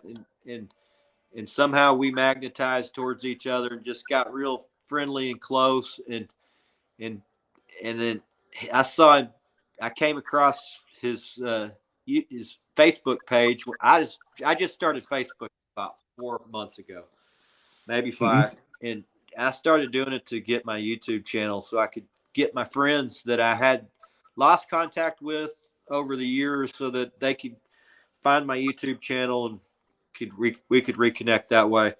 But I came across Josh's Bladesmith on YouTube and I saw some cool blades, and then I ran into him on the live stream and I realized this is the dude I saw on Facebook. And so he offered to make me a knife, and I told him what I wanted. And I had seen that green blade, that green handle that he done, and it's got maple pearl, but then he inlays and makes it look incredible. And I said, Josh, you got to make me one of those. You got to make me one of those bait knives. So he started making. It takes him a long time to make those things up, but he started making it sometime in November, and he finished it about 2 or 3 weeks ago. And he sent it to me. It's really a piece of art, and I was not sure if I wanted to put something that's that cool on the boat because it's a bait knife, and that thing is art. And I said, you better put a lanyard on that thing or my son will have that. It'll be in the bottom of the lake. And so he put a lanyard on it. Yeah. And it goes perfectly with all my green stuff. So when he showed it to me, you've seen it. It looks like a weapon for the Spartan use. So I named it Spartan. I was like, Josh, I noticed you don't really name your stuff, but I name everything. I give my friends names. Everything on the boat's got some type of name, and I'm going to name the thing the Spartan. And he said, and I love it. So, yeah, cool knife. And Josh, what a cool dude and friendly, and I love that guy, man. I haven't known him that long, but we really hit it off. So I try to talk up about him whenever I can to try to help his little knife making deal. And it's easy to talk good about somebody like that. He makes it easy. So I enjoy. I told you he had a nickname. Some of my friends said, "Oh, I'm getting one of those knives." So I just don't get one that looks like mine. But I told you he had a nickname in our little group, and there Aaron just put it up. Uncle Care Bear. Yeah. Now I don't know if you saw, he was one of the earlier shows that we did on Docktails, and we did it specifically covering his knife making. Yeah. So if you haven't seen that, you might want to go back. Seen that. I'll go check that out for sure. Yeah, I watched the one with Jeremy Tournament Cats and see who else. I watched a couple of them. I didn't even know you really had a show until probably about a month ago. I don't know if I didn't have your notification bell on or what, but I'm friends with Jody, and she's like, "Can you come on Tom's show?" And I'm like, "Well, I had just seen the show." I'm like, "Well, heck yeah, I'd love to. I can talk catfishing all night." So I appreciate I appreciate the invite. It's been really fun. Anytime y'all want to have me back, I'll come back. So all right. Hey, why don't you take a couple minutes here and talk about the gathering that you have Sunday for anybody that wasn't here at the beginning? All right, so we're having the catfish get together and junior angler big fish competition. It's called Azul's Spring Catfish Get Together. It's a local event here on my home lake to help bring anglers together, to help try to build our local community, help guys get connected so that they can find friends to fish with. Some of them fish on the same lake. Some of them just fish from time to time. Some of them just use each other for intel when they want to go to another lake. So we've linked my friends with some other friends, and they've become friends. And that was kind of the whole plan of it. But I also wanted to try to get kids excited about catfishing, because fewer and fewer kids are starting to do that. I know the hardcore dads or whatnot will take their kids fishing, but it's not just a regular occurrence like it was when I was a kid, where just everybody did it. And so I try to get more kids involved with the fishing part of it. And so we hold a junior angler big fish competition where we give away trophies and fishing rods. And we also have a junior angler small fish award where we give away fishing rods. And so even if you catch the smallest fish, you still win something. We're going to go ahead and give away gifts, prizes to all the kids. So every kid's going to get something, cast nets, and we got prepared cheese bait from Stubby's Cheese Bait and tackle boxes and stuff like that. So hopefully, I know maybe some of that stuff just going to go into the closet, but I'm hoping it'll get a couple of kids excited where they're going to love. I know I used to look at my tackle box and sort it all. Even when I was tiny, I'd sort all my little jigs out and practice throwing in a can or whatnot. And so hopefully it'll get some kids excited. And also, catching these big fish hopefully we'll have some guys that can catch some big fish, and some of these kids can catch them, and we can teach them a little bit about big fish conservation. And we also have a fish fry, so we are going to eat some fish, and we're going to teach them a little bit about responsible harvest. And that's pretty much it. It's just going to be a good, fun day all around. It's a family event. It's free to attend. It's at Louisville Lake at West Lake Park, 7 a.m., April 3rd. We're going to live stream it. I'll live stream from my boat that day, and then I'll live stream the weigh-in as well as the fish fry. I'll just set the camera. I won't be manning chattering thing, but I'll just set the thing down because I know some guys are like, oh, I can't make it, but maybe I can just sit there and watch, you know, and feel like I'm there. So we're going to do that. And awesome. Looking forward to it. It's going to be fun. This is the second year you've done it, right? This is the second year. Yeah. Yep. Last year was a pretty success, and this year we've got a lot. It's going to be a good turnout, so it should be a lot bigger and better. Got Mad Cat sponsoring the rides.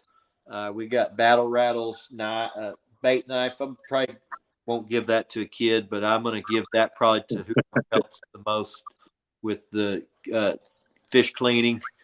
Right. They gave us towels, hats, tshirts, bunch of decals, just a lot of cool stuff that those guys passed out to hand out to these kids. So if you don't know about Mad Cats, then you have been living in a cave because they've taken this catfishing world by storm. And it's not just because they make really badass rods, but the guys running the company are really some of the best people you'll ever meet. And so if you get a chance, get you a Mad Cats and try it out, and you'll love them. I guarantee it. You'll want one. And if you get one, you're going to be thinking about how you can get your hands on a bunch of them. So, yeah.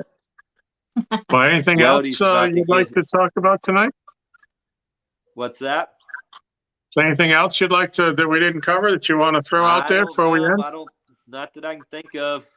We had a pretty good run. Yeah. What about you, Miss Jody? You have something you want to talk about tonight? No, I'm pretty good. Appreciate you coming on a lot. Very interesting. Thanks for thinking about me, and I appreciate it. It was really fun. It was cool that a lot of my friends were on here watching, and I appreciate it. Yeah. Jody, don't you have something going on tomorrow night?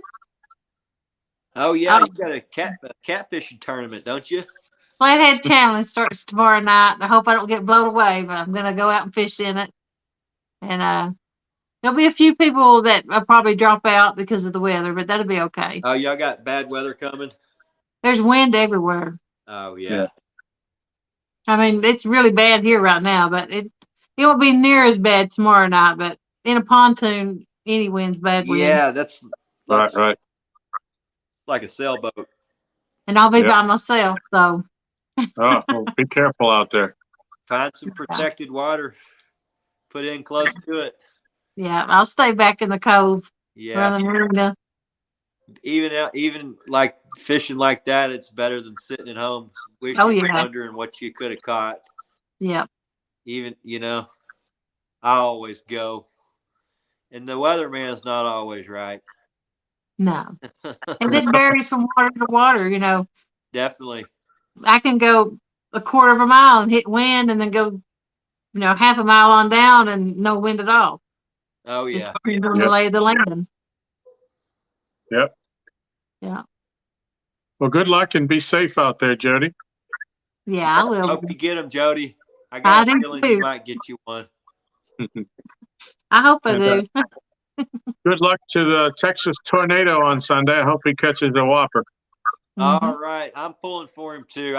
Even if he doesn't catch one, I hope one of these kids on the boat catches one. And if they don't catch one, I hope some of these other kids catch one. But Jackson's really, he's wanting to catch one. So it's going to be, I hope I can get on some good fish for him. Yeah. I got a feeling if I can find the big fish, then we'll win. But maybe that's just me being overconfident. As long as everybody has fun. That's when guys said, "Oh, I think I got a chance to win it." And I said, I think really this time of year it's going to take some luck. Anybody can get lucky. But I'm just really hoping the fish are turned on and it's a good day for fishing. It's going to be a good day regardless of whether we catch fish. But if But if the fish are biting, it's going to be a great day. Yeah. And I hope it's going to be a great day. Last year we had really windy conditions, and we did well, but most guys didn't. And you know, it was, even though we won all the prizes and everything, it was still kind of a bitter pill to swallow that so many guys did poorly, and they all said they had a great time, but I wish the weather would have cooperated a little better so that a larger number of the anglers could have had better, luck. But can't control Mother Nature. I mean, it was windy, like Cody was saying. We had 25, 30-mile-an-hour winds that last one, so guys were having to tow coves, and I have a big boat, so I can go out in it. But all the guys with the little boats were like stuck right by the ramp, and but well, you'll know if you get a lot of people come back from last year that they had fun. So yeah, almost every person that went last year has come back, and they're all bringing friends and invited their neighbors and stuff like that. So should be a great day, and looks like the weather's going to cooperate. So that's great. Regardless, it'll be a nice, fun event. Cool. We'll be watching for you then. All right, good deal. I'll be live streaming, so hopefully I'll see you guys in there. Sounds great. All right, thanks, guys. Y'all have a good night. All right. Hey, don't jump off, Chris. All right, everybody, we're going to say good night. Still have 28 people. We had 30. Oh, wow. That's starting to drop now. But thank you to everybody, and hope you enjoyed the show, and we'll see you next week. We appreciate y'all. Thanks for tuning in, guys. All righty. Stay there, Chris. Good night, everybody.